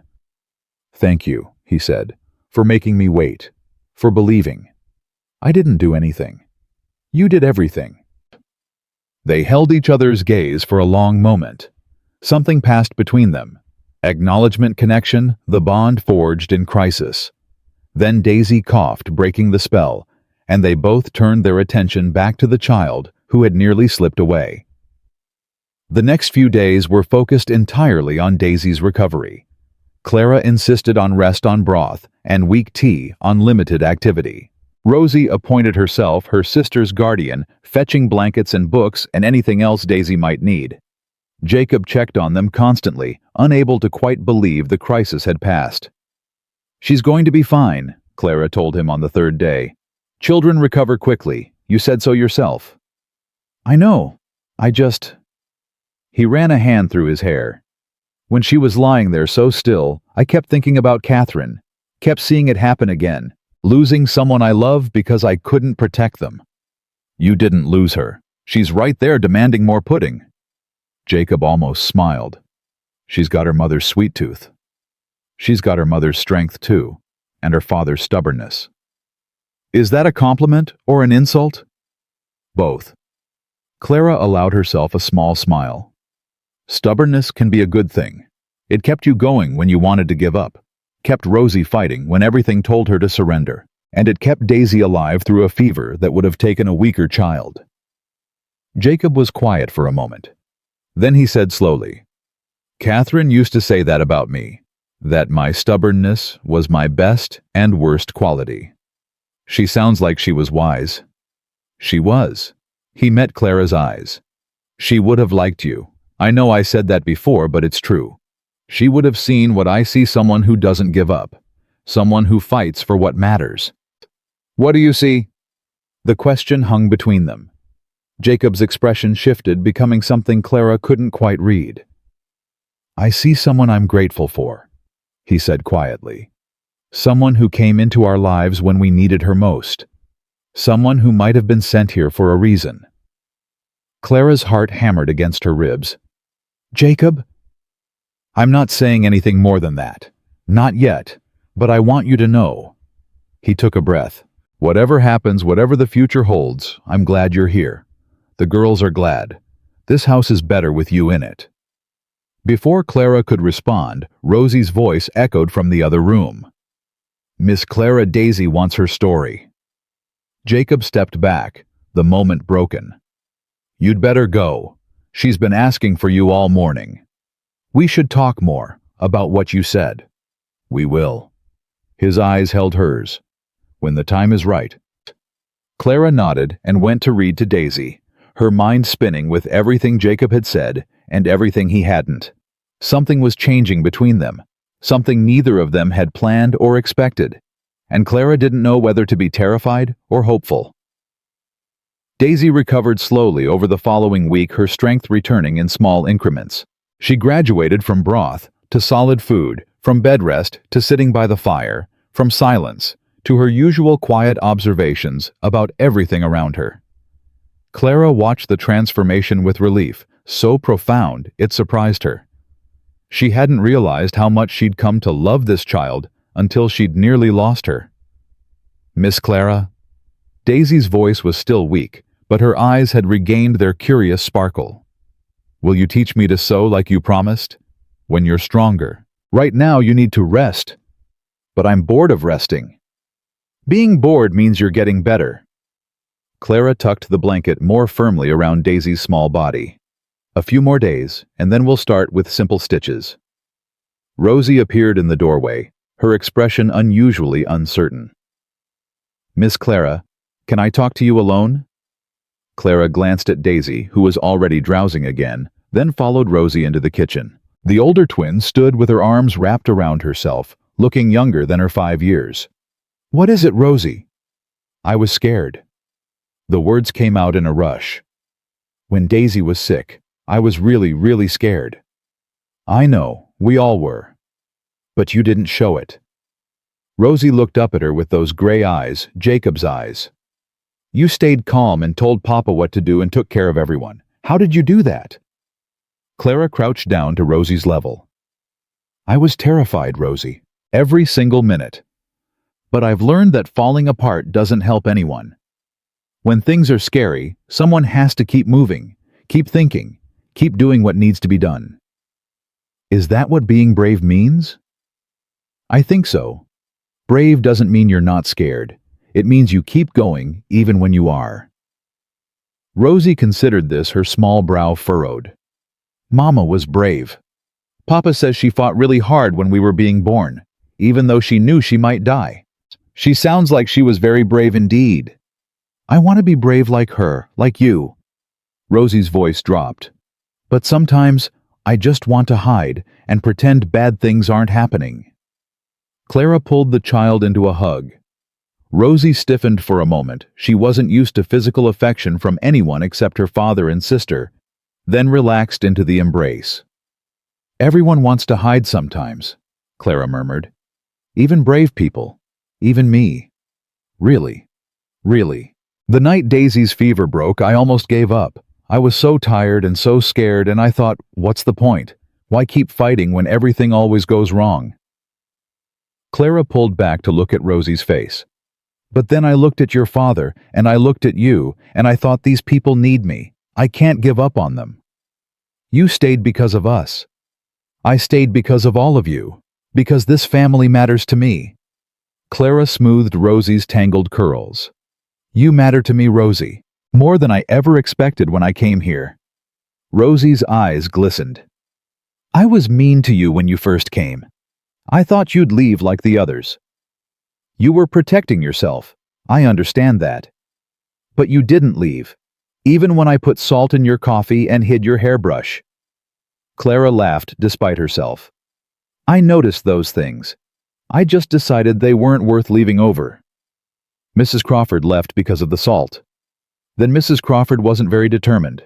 A small smile tugged at Rosie's mouth, the first genuine smile Clara had seen from her directed at anyone except Daisy. I'm glad you didn't leave, Miss Clara. So am I, Rosie, so am I. The snow began to melt 2 weeks after Daisy's fever broke. Jacob rode to town for supplies and returned with news that spread through the house like wildfire. Mrs. Whitmore is coming to visit. Clara looked up from the bread she was kneading. Mrs. Whitmore? Agnes Whitmore, Catherine's mother. Jacob's jaw was tight. She sent word through Martha Henderson, arriving tomorrow, staying through Christmas. The twins had gone still at the table, their lunch forgotten. Grandmother's coming. Rosie's voice was carefully neutral. Here? Yes. Why? She wants to see you, both of you. Jacob set down the supply sacks with more force than necessary. It's been almost a year since her last visit. Clara watched the interaction with growing unease. Something was wrong, the tension radiating from Jacob. The wariness in the twins' expressions, this wasn't the excitement of a beloved grandmother's impending arrival. Girls, finish your lunch and start your afternoon reading, Clara said. I need to talk to your father. Rosie looked ready to argue, but something in Clara's expression stopped her. She grabbed Daisy's hand and led her upstairs. Once they were alone, Clara turned to Jacob. What aren't you telling me? Jacob leaned against the counter, suddenly looking exhausted. Agnes blames me for Catherine's death. Always has. She thought her daughter married beneath her warned her that ranch life would kill her. When Catherine died. He shook his head. Agnes has been trying to take the girls ever since. Says they'd be better off in town with her. Proper schooling, proper society, proper everything. Take them permanently. That's what she wants. She hasn't pushed it legally yet, but every visit she makes it clear she thinks I'm failing as a father.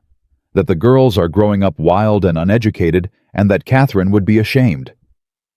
Clara felt her temper flare. That's ridiculous. You've done everything for those children. Have I? Jacob's voice was bitter. Look at this place, Clara. Look at how they've been living. No proper schooling until you came. No woman's influence. Running around like little savages because I couldn't teach them to be anything else. They're not savages. They're children who lost their mother and did the best they could with what they had. Clara moved closer. Jacob, you've raised 2 intelligent, loving, fiercely loyal girls. That's not failure. That's success against impossible odds. Try telling Agnes that. Maybe I will. Jacob looked at her sharply. Clara, I mean it. If this woman comes into your home and tries to take your children, she'll have to go through me first.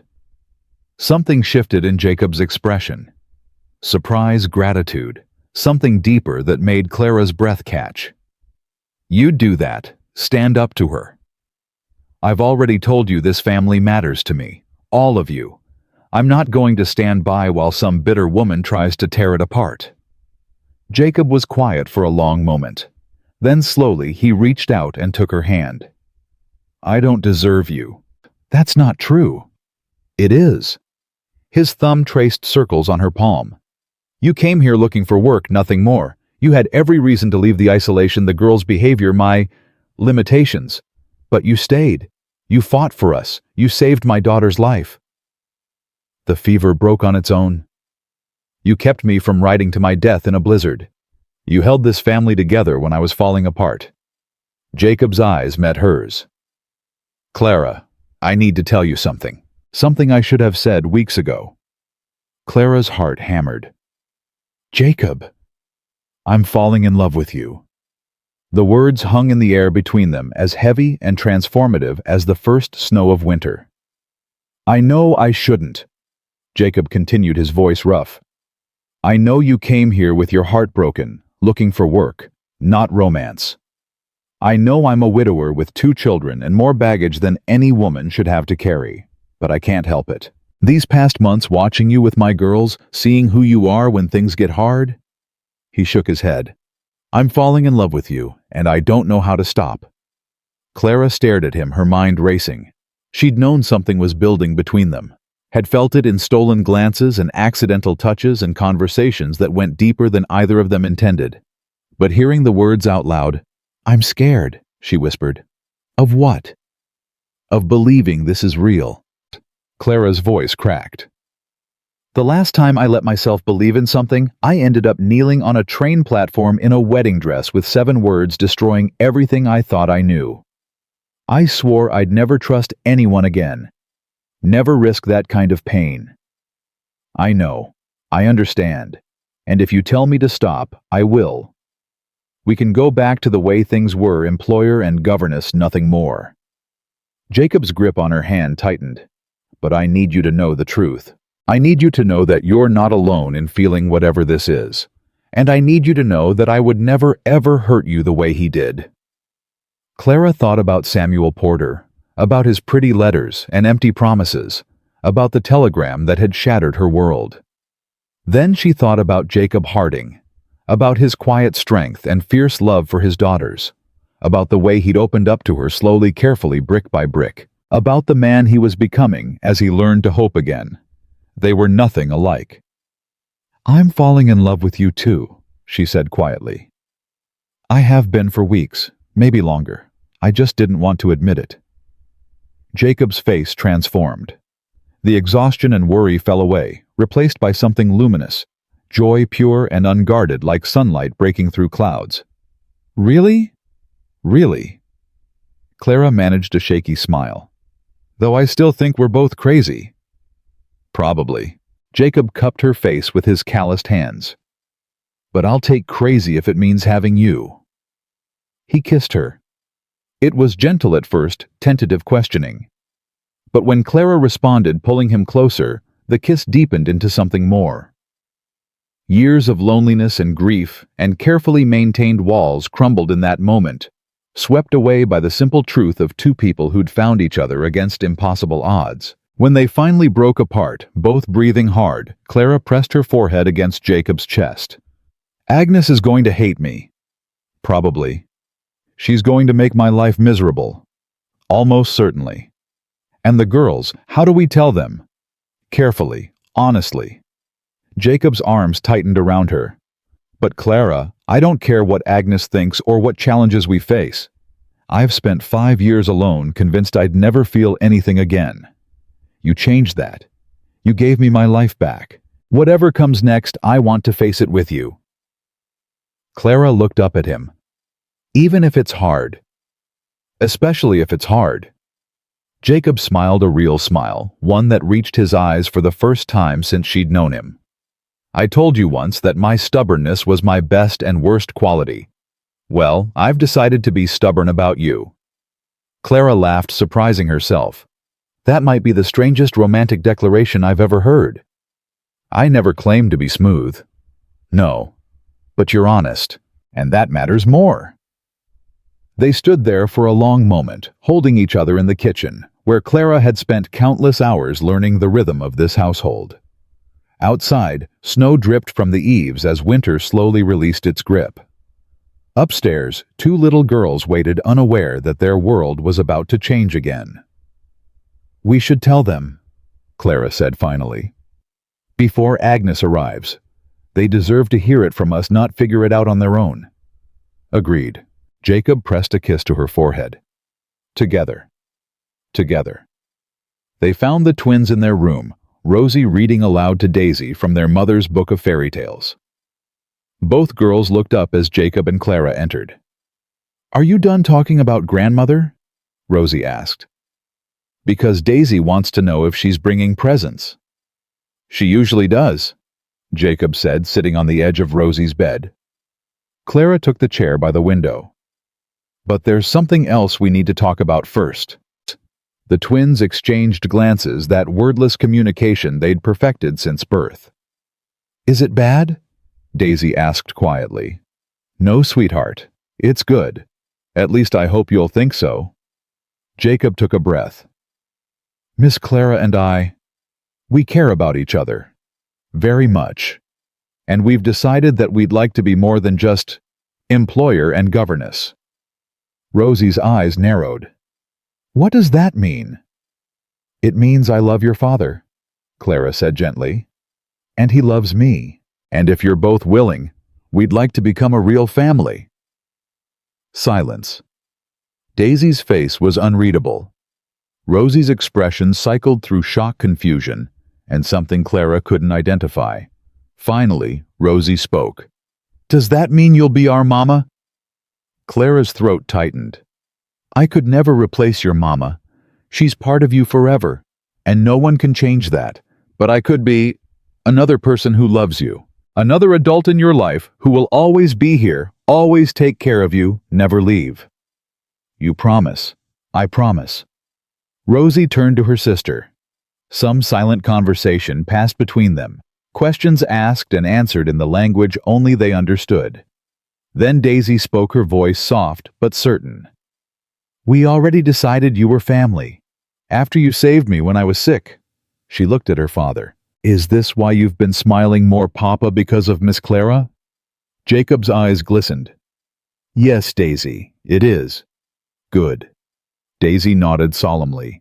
"You were too sad before. Mama wouldn't have wanted you to be sad forever." The simple wisdom of a 5-year-old, cutting straight to the heart of everything. Jacob opened his arms, and both twins tumbled into them. Clara watched the embrace, her own eyes burning. Then Rosie pulled back and fixed Clara with a stern look. "You have to come too. You're part of this now."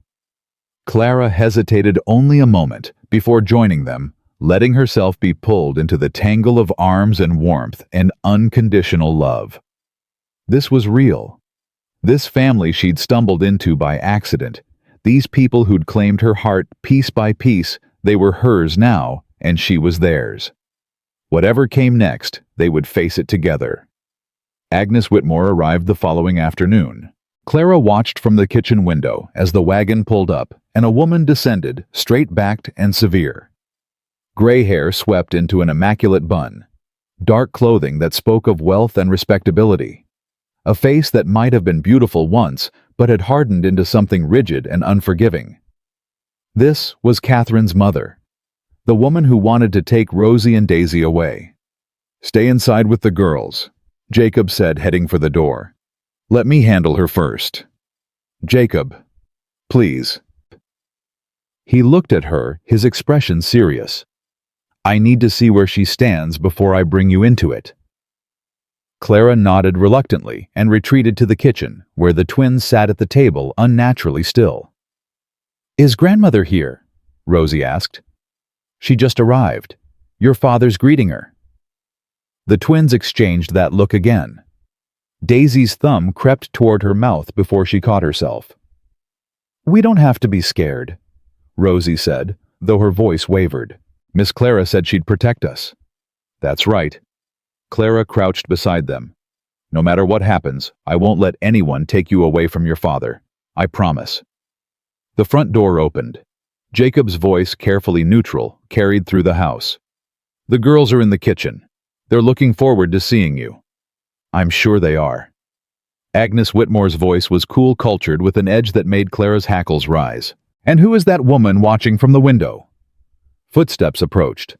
Clara stood squaring her shoulders. Agnes appeared in the kitchen doorway, and her eyes swept over Clara with undisguised assessment. Whatever she saw apparently failed to impress her. "You must be the new governess." Her tone made the word sound like an insult. "How long have you been here?" 2 months, 3. "I expect you'll be leaving soon enough. They all do." "I have no plans to leave, Mrs. Whitmore." "We'll see." Agnes turned her attention to the twins, and her expression softened slightly. "Rosie, Daisy, come give your grandmother a kiss." The girls obeyed, moving with visible reluctance. They endured Agnes's embraces stiffly, then retreated to Clara's side with obvious relief. Agnes noticed. Her eyes narrowed. "They seem quite attached to you, Miss Mitchell. Clara Mitchell. Miss Mitchell." Agnes drew out the title. "And how exactly did you come to be here? Jacob didn't mention he was hiring another governess." "It was a recent arrangement." "I see." Agnes's gaze flickered to Jacob, who stood in the doorway with his arms crossed. "Well, I suppose we'll have plenty of time to get acquainted. I'll be staying through Christmas." "You're welcome to the guest room," Jacob said flatly. "Clara will show you." "Clara?" Agnes's eyebrow arched. "You're on first-name basis with the help?" "Miss Mitchell is more than help." Jacob's voice hardened. "She's part of this family." The temperature in the kitchen seemed to drop several degrees. "Part of the family," Agnes repeated the word slowly. "How interesting. I wasn't aware you were looking to expand your family, Jacob." "There's a lot you're not aware of, Agnes." Clara could feel the tension crackling between them, years of grief and blame and antagonism compressed into this single moment. "Girls," she said quietly, "why don't you show your grandmother to her room? I'm sure she'd like to rest after her journey." Rosie looked ready to argue, but Clara shook her head slightly. After a moment, Rosie took Daisy's hand and led Agnes toward the stairs. Once they were gone, Jacob released a breath. "That went well." "It went terribly, and you know it." "Could have been worse. She could have demanded to take the girls immediately." "Give her time." Clara moved to stand beside him. "Jacob, she's going to find out about us. It's better if we tell her ourselves than let her discover it." "I know. I just wanted to gauge her mood first." "And what's your assessment?" "She's on the warpath." Jacob's jaw tightened. "She's been looking for an excuse to take the girls for years. A new woman in the house, especially one who's more than help, might be exactly the ammunition she needs. Then we don't give her ammunition. We show her that this family is strong, that the girls are thriving, that there's no reason to tear us apart." "You make it sound simple." "It won't be. But nothing worth having ever is." Jacob looked at her for a long moment. Then slowly he smiled. "You really are something, Clara Mitchell." "So I've been told." He kissed her quickly, aware they could be interrupted at any moment.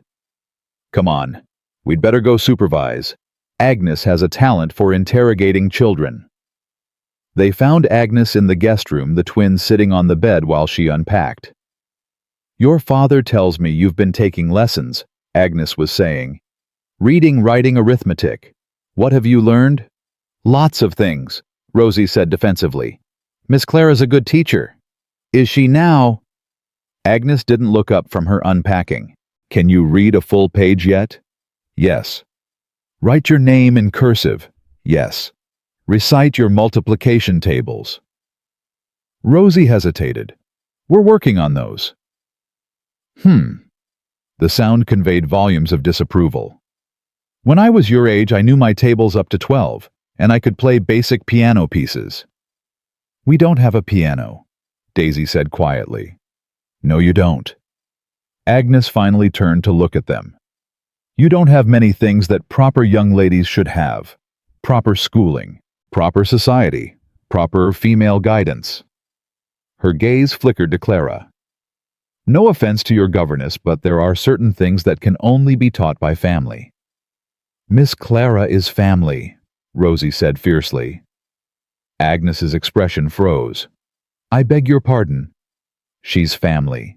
Papa said so. She takes care of us and teaches us, and she stayed when Daisy was sick even though she was scared. Rosie's small hands clenched into fists. She's more family than you are. You only visit once a year and all you do is make Papa sad.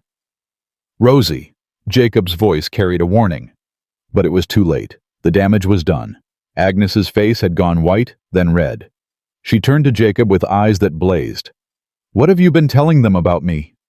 Nothing. They form their own opinions. Clearly based on information you've provided. Agnes drew herself up to her full height. This is exactly what I feared, Jacob. You've isolated these children on this godforsaken ranch, filled their heads with resentment toward their own family. And now what you've brought in some stranger to play at being their mother. Clara isn't playing at anything. Clara! Agnes spat the name. Who is she, Jacob? Where did she come from? What do you actually know about her? I know she loves my daughters. I know she's committed to this family. I know she's the best thing that's happened to us in 5 years. The best thing, Agnes laughed bitterly. My daughter was the best thing that ever happened to you and you let her die. Now you're trying to replace her with some woman of uncertain origin. I'm not replacing anyone. Jacob's voice shook with controlled fury. Catherine is irreplaceable. She'll always be the girl's mother. But she's gone, Agnes. She's been gone for 5 years. And I can't spend the rest of my life alone punishing myself for something that wasn't my fault. Wasn't your fault? Agnes's voice rose. You brought her out here. You got her pregnant. That's enough. Clara's voice cut through the argument like a blade. Everyone turned to look at her. Mrs. Whitmore, Clara said quietly. I understand your grief. I understand your anger. But I will not stand here and listen to you blame a good man for something he couldn't control. Who do you think you are? I'm the woman who loves Jacob Harding. I'm the woman who loves his daughters. And I'm the woman who will fight for this family against anyone who tries to tear it apart. Clara's voice was steady. Including you. Agnes stared at her speechless. Your daughter chose this life. Clara continued. She chose Jacob. She chose to build a family with him in this place knowing the risks. That was her decision, not his fault. And honoring her memory doesn't mean destroying the family she left behind. How dare you lecture me about my own daughter? I dare because someone has to. Clara stepped forward. Look at these children, Mrs. Whitmore. Really look at them. They're bright, loving, resilient. They've survived losing their mother, survived years of isolation, survived every challenge this life has thrown at them. That's because of Jacob. That's because he never gave up on them, even when he was drowning in grief. Agnes's eyes flickered to the twins, who sat frozen on the bed. Taking them away won't bring Catherine back, Clara said softly. It will just add more loss to a family that's already lost too much. Is that really what she would have wanted? For a long moment, no one spoke. Then Daisy's small voice broke the silence. Grandmother, are you going to take us away from Papa? The question hung in the air, raw and vulnerable. Agnes looked at her granddaughter, really looked, and something in her face shifted. The rigid anger softened, revealing the grief beneath. Agnes's voice faltered. I don't know. Please don't. Daisy's eyes filled with tears. Please, Papa loves us. Miss Clara loves us. We're happy here. Please. Agnes closed her eyes. When she opened them again, they were wet. Catherine used to look at me exactly like that. When she wanted something. She knew I could never refuse those eyes. She crossed to the bed and sat beside her granddaughters. The rigid posture crumbled as she gathered them close. I'm sorry, she whispered. I'm so sorry. I just miss her so much, and you're all I have left of her, and I'm terrified of losing you too. You won't lose us, grandmother. Rosie's voice was hesitant, uncertain. You can visit. You can always visit. But this is our home, Daisy added quietly. With Papa and Miss Clara. This is where we belong. Agnes held them for a long moment. When she finally looked up at Jacob, the hostility had drained from her expression, leaving only exhaustion and grief. She looks at you the way Catherine did, Agnes said quietly, nodding toward Clara. Your governess. I noticed it the moment I saw you together. I know. Do you love her? Yes? Agnes studied Clara for a long moment. And you? Do you love him truly? With everything I have, Clara said. Him and these girls, they're my family now. Something shifted in Agnes's expression, not acceptance, not yet, but the beginning of understanding. Catherine would have liked you, she said finally. She always said Jacob needed someone who would fight for him as hard as he fought for everyone else. Clara felt tears sting her eyes. I'd like to hear more about her. If you're willing. The girls should know their mother through more than just memories and fairy tales. Agnes nodded slowly. Perhaps I could tell them some stories, while I'm here. I'd like that, Rosie said quietly. I want to know more about Mama. Me too, Daisy added. Agnes looked at her granddaughters, then at Jacob, then at Clara. The bitter woman who'd arrived that afternoon seemed to have receded, replaced by someone older and sadder, and perhaps beginning to heal. Well, she said finally, I suppose I have some apologizing to do, to all of you. You don't have to, Jacob started. Yes, I do. Agnes cut him off. I've spent 5 years blaming you for something that wasn't your fault. 5 years trying to take these children from the only home they've known. That was wrong. She took a shaky breath. Catherine chose you, Jacob. She loved you until her last breath. And I've dishonored her memory by refusing to accept that. Jacob's face worked with emotion. Agnes, let me finish. She held up a hand. I can't promise I'll suddenly become easy to live with. I'm a difficult woman, Catherine always said so. But I can promise to try. For the girl's sake. For Catherine's sake. She looked at Clara. And perhaps for my own sake as well. I'm tired of being angry.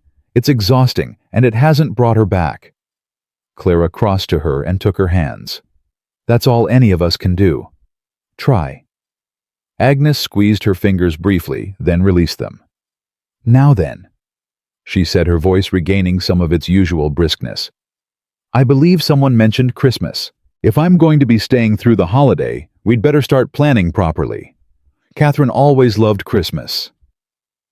The twins exchanged wondering glances. This was not the grandmother they'd expected. But perhaps that was the point. Perhaps everyone was capable of change given enough reason. Clara looked at Jacob over Agnes's head. He met her eyes, and in his expression she saw everything she needed to know. They'd faced the storm and they'd survived. Now it was time to build something new. The days leading up to Christmas transformed the Harding household in ways Clara never expected. Agnes, true to her word, softened. Not completely, she was still sharp-tongued and opinionated, but the bitter edge had dulled. She spent hours with the twins telling stories about Catherine that made them laugh and cry and ask endless questions. Your mother once put a frog in the Sunday collection plate, Agnes said one afternoon, her eyes crinkling with reluctant amusement. The Reverend nearly fainted. She was 5 years old and completely unrepentant. Like Rosie, Daisy exclaimed.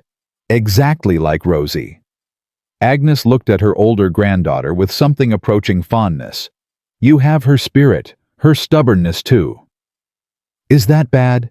No, child. It's wonderful. It means she lives on in you. Clara watched these moments from the kitchen doorway, her heart full. This was what the twins had needed: connection to their mother through someone who had known her, loved her, remembered the small details that made a person real. Jacob noticed too. One evening after the girls were asleep and Agnes had retired to her room, he found Clara by the fire. She's different, he said quietly. Agnes? I've never seen her like this. Grief does strange things to people. Sometimes it takes years to work through. You think she's finally working through it? I think she's trying. Clara leaned into him as he sat beside her. That's more than she's done in 5 years. Jacob was quiet for a moment. She asked me something today, when you were teaching the girls. What? She asked if I was going to marry you. Clara's breath caught. What did you say? I said I hadn't asked you yet, but that I intended to. The fire crackled in the silence. Clara turned to look at him, her heart hammering. Jacob, I know it's fast. I know we've only known each other a few months. But Clara, he took her hands. I've spent 5 years waiting to feel alive again, waiting to want something beyond just surviving. And then you showed up on my doorstep in that gray dress, looking like you'd fight the whole world if you had to, and something in me just woke up. I was terrified that day, Clara whispered. Terrified you'd send me away. Terrified I'd fail. But you weren't terrified enough to run. I didn't have anywhere to run to. You do now. Jacob's grip on her hands tightened. You have a home here, a family, people who love you. He paused. And if you'll have me, you have a future too. Clara felt tears spill down her cheeks. Are you asking me to marry you? I'm asking if you'd consider it. When you're ready. If you're ever ready. Jacob's voice was rough with emotion. I won't pressure you. After what Samuel Porter did, I understand if you need time. If you need... Clara kissed him. It wasn't a gentle kiss. It was fierce and desperate, full of everything she couldn't put into words, the loneliness she'd carried for years, the walls she'd finally let crumble, the overwhelming relief of being chosen by someone worthy. When she pulled back, Jacob stared at her with wide eyes. Is that a yes? That's a yes. Clara laughed through her tears. Yes, I'll marry you. Yes to all of it. Jacob's face transformed with joy. He pulled her close, burying his face in her hair. Thank God. Thank God. Did you really think I'd say no? I thought you might need time, might be scared. I am scared. Clara pulled back to look at him. I'm terrified. But I've learned something these past months. Being scared doesn't mean you run. It means you hold on tighter to what matters. And I matter. You matter more than anything. They sat by the fire for a long time, wrapped in each other, planning a future neither had dared to imagine. When they finally went upstairs, Clara paused outside the twins' room. Should we tell them tomorrow? Let's wait until Christmas morning, Jacob said. Give them something to celebrate. Clara nodded. Christmas morning it is. Christmas Eve brought a fresh layer of snow and a house full of preparations. Agnes commandeered the kitchen, producing recipes from memory that had been Catherine's favorites. Clara worked alongside her, learning to make sugar cookies and spiced cider and a roast that Agnes insisted was the only proper Christmas dinner. Catherine made this every year. Agnes set her hands moving with practiced efficiency. She learned from her grandmother, who learned from hers. Now I'm teaching you. Thank you. Clara recognized the gift being offered, not just recipes, but acceptance. A passing of tradition from Catherine's mother to the woman who would raise Catherine's daughters. Don't thank me yet, you haven't tasted it. But there was warmth beneath the sharp words, and Clara smiled. The twins were beside themselves with excitement. They'd decorated the house with everything they could find: pine boughs, dried berries, scraps of ribbon tied into clumsy bows. The result was chaotic and beautiful, exactly like the girls themselves. Papa says Santa Claus might come tonight, Daisy whispered to Clara. Do you believe in Santa Claus? I believe in magic, Clara said. And kindness and hope. Those are the things Santa Claus represents, aren't they? Daisy considered this. I think that's a grown-up answer. Maybe, but I think it's also the truth. That evening, after dinner, they gathered in the main room. Jacob had carried in a small pine tree from the edge of the property, and the twins decorated it with paper stars and strings of dried berries. We should sing carols, Agnes announced. Catherine always insisted on carols. I don't know many, Clara admitted. Then we'll teach you. They sang badly, enthusiastically laughing when they forgot words or hit wrong notes. Jacob's deep voice harmonized surprisingly well with Agnes's faded soprano. The twins made up verses when they couldn't remember the real ones. It was imperfect and wonderful, and everything Clara had never known she wanted. When the girls finally fell asleep, exhausted by excitement, the adults stayed by the fire. "Thank you," Jacob said quietly to Agnes. "For today. For all of it. It's what Catherine would have wanted." Agnes stared into the flames. She loved Christmas more than anything. Said it was the one time of year when even practical people were allowed to believe in magic. She was right. She usually was. Agnes sighed. "I spent so long being angry that I forgot to remember who she really was, the joy in her, the light." She looked at Clara. "You remind me of that light. The way you are with the girls, the way you've brought this family back to life. Catherine would have been grateful." "I hope so," Clara said softly. "I hope I'm doing right by her." "You are." Agnes reached out and squeezed Clara's hand briefly. "Now, I believe you two have something to share with me." Clara glanced at Jacob, who smiled. "We're getting married," he said. "In the spring, probably, once the weather clears." Agnes nodded slowly. "I expected as much. The way you look at each other, it's rather obvious. You're not upset." "I was, before." Agnes's voice was quiet. "But watching you together, watching Clara with the girls, I understand now why Catherine chose you, Jacob. You have a talent for loving with your whole heart. And Clara—" She turned to look at Clara directly. "You have a talent for fighting for what matters. My daughter couldn't have chosen a better guardian for her children." Clara's eyes stung. "That means more than you know." "I know exactly what it means." Agnes stood, brushing invisible dust from her skirts. "Now, if you'll excuse me, I believe I'll retire. Old women need their rest, and I suspect tomorrow will be eventful." She paused at the stairs. "For what it's worth, you have my blessing, both of you." Then she was gone. Clara and Jacob sat in stunned silence. "Did that just happen?" Clara asked finally. "I think it did. Your mother-in-law just gave us her blessing." Ex-mother-in-law. And yes. Jacob shook his head in wonder. "I never thought I'd see the day. People change." "Some people." Jacob pulled her close. "You changed her. You change everything you touch." "Is that a compliment?" "It's the truth." He kissed her temple. "Merry Christmas, Clara. Merry Christmas, Jacob." Christmas morning dawned bright and cold. The twins woke at dawn and came thundering down the stairs, barely pausing to put on dressing gowns before racing to the tree. Santa came. "Papa, Miss Clara, wake up, Santa came." Clara and Jacob emerged from their respective rooms. They'd maintained propriety for Agnes's sake to find Rosie and Daisy knee-deep in simple presents. A doll for each girl sewn by Clara from scraps. New hair ribbons. A book of stories that Jacob had ordered from town months ago. "These are from Santa?" Rosie asked skeptically. "Santa works in mysterious ways," Jacob said with a straight face. "Papa," Rosie rolled her eyes, "we know Santa isn't real. Don't tell your sister that."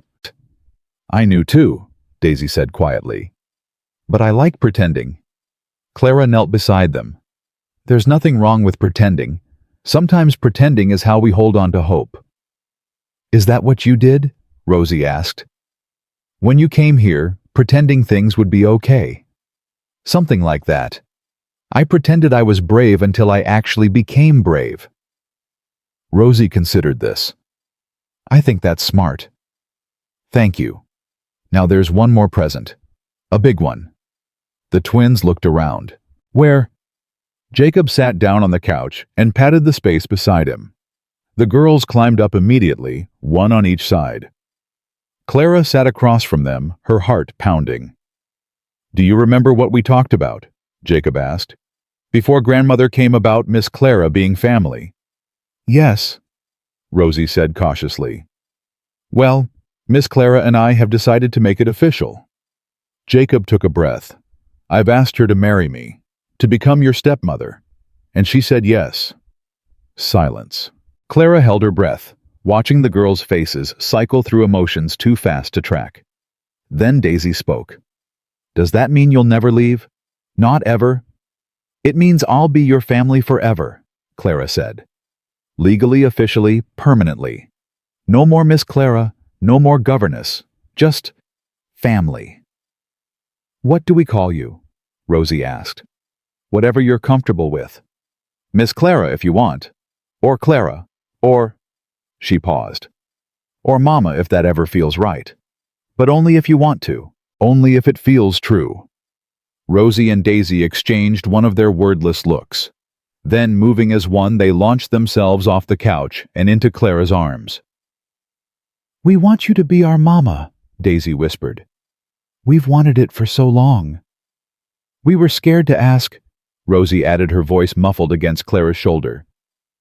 Scared you'd say no. Scared you'd leave. I'm not going anywhere. Clara held them tight, tears streaming down her face. I promise you, I'm right here and I'm staying. Jacob joined them, wrapping his arms around all three. For a long moment, they simply held each other. Four people who'd been broken in different ways, finding wholeness together. Agnes appeared on the stairs, watching the scene with wet eyes. Well, she said finally, her voice thick. That's the best Christmas present I could have asked for. The wedding took place in April, when the snow had melted and the first wildflowers dotted the meadows. It was a small ceremony, just family and close friends, held in the Copper Creek Church with Reverend Thompson officiating. The twins served as flower girls, scattering petals with enthusiastic abandon. Martha and George Henderson sat in the front row, beaming. Agnes sat beside them, dabbing her eyes with a lace handkerchief. Clara wore a simple cream dress, not white, not a wedding gown. She'd left that ghost in the wardrobe at the Harding Ranch, packed away, but not forgotten. A reminder of who she'd been, a measure of how far she'd come. Jacob waited at the altar in his Sunday best, looking nervous and hopeful and so full of love that Clara's heart ached just looking at him. Ready? Ruth Callahan whispered, standing beside Clara at the church entrance. I've been ready for months. Then let's not keep him waiting. Clara walked down the aisle alone. She had no father to give her away, no family to stand beside her. But she didn't feel alone. The faces watching her, the Hendersons, Agnes, Ruth, the twins bouncing with excitement, were her family now, chosen, not born.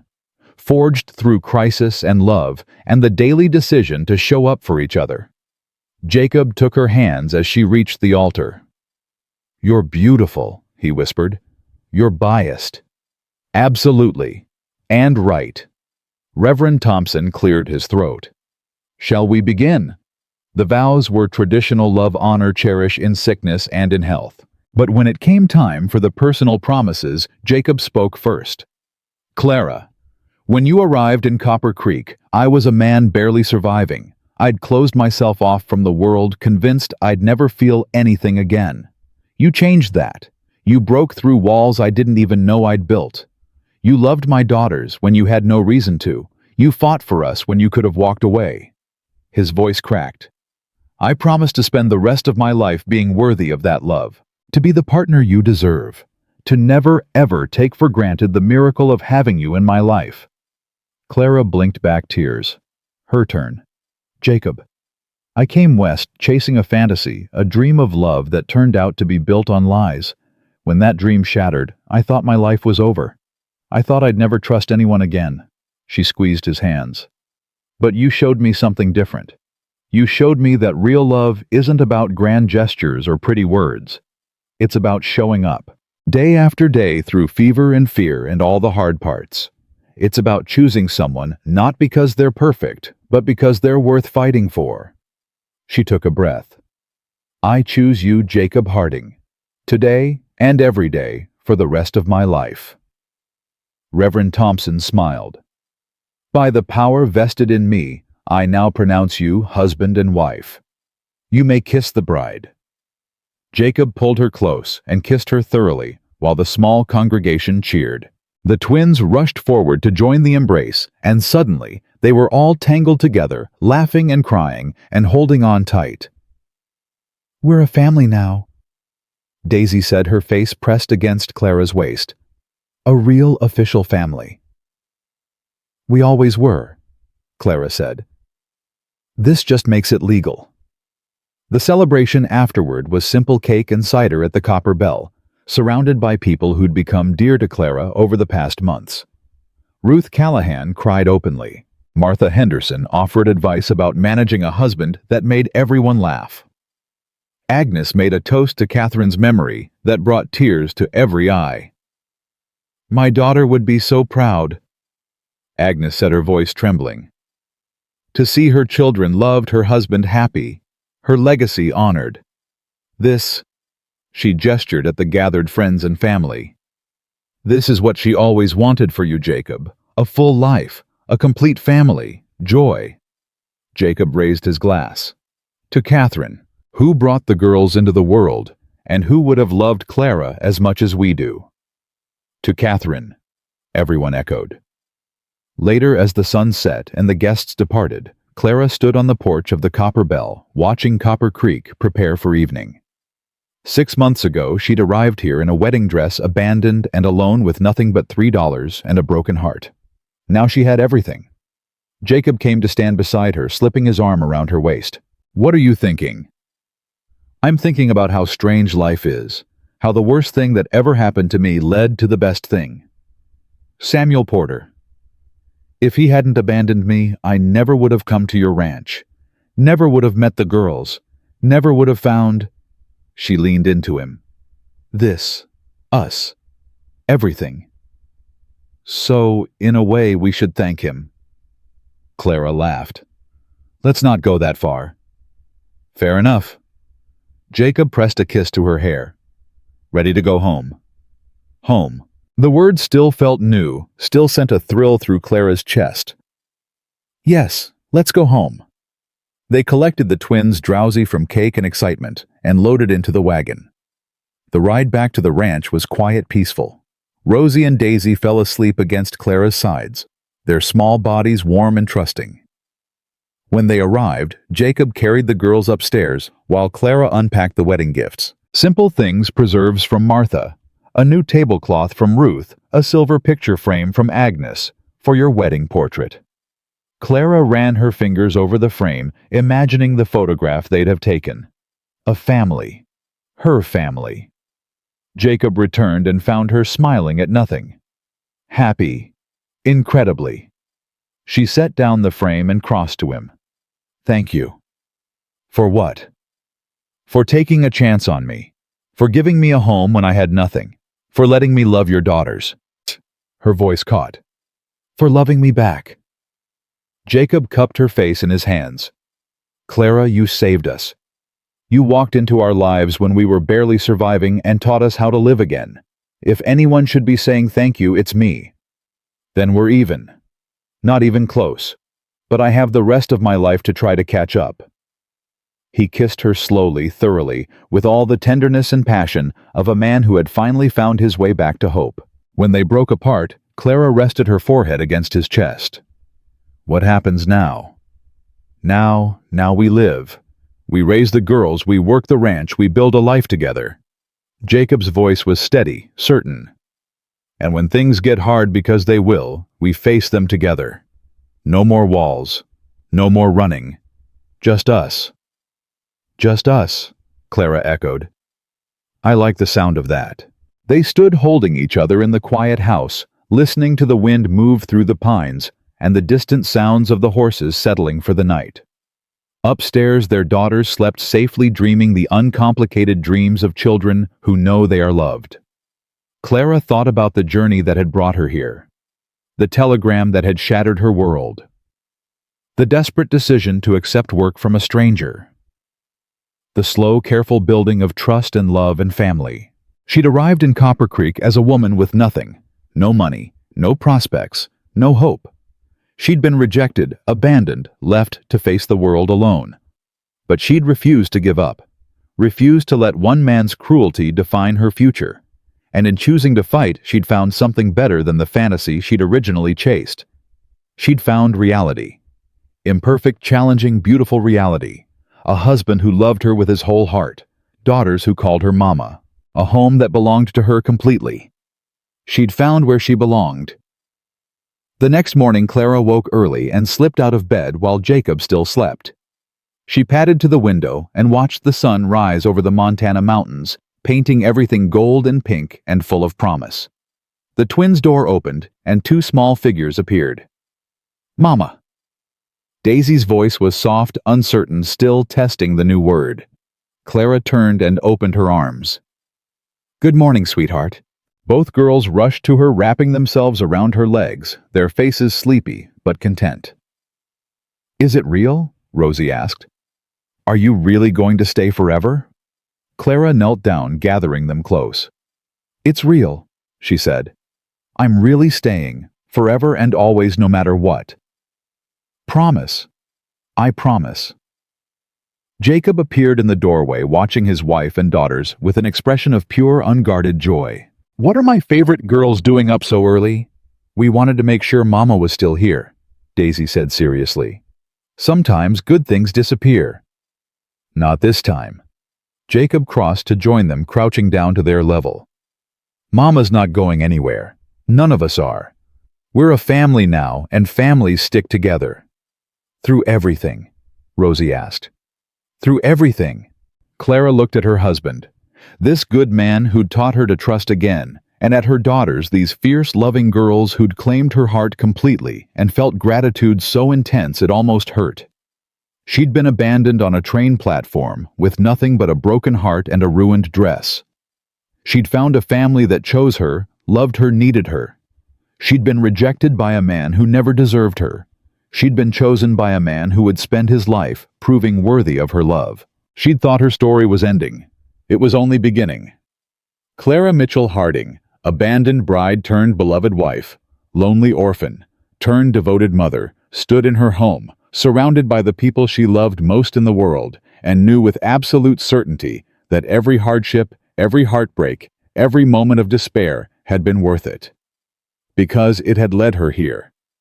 To this family, this love, this life. And she wouldn't change a single thing. The sun finished rising over the Montana mountains, flooding the ranch with golden light. A new day was beginning, the first of countless days that Clara would spend in this place with these people, building a future she'd never dared to imagine. She was home. She was loved. She was exactly where she was meant to be. And that was everything.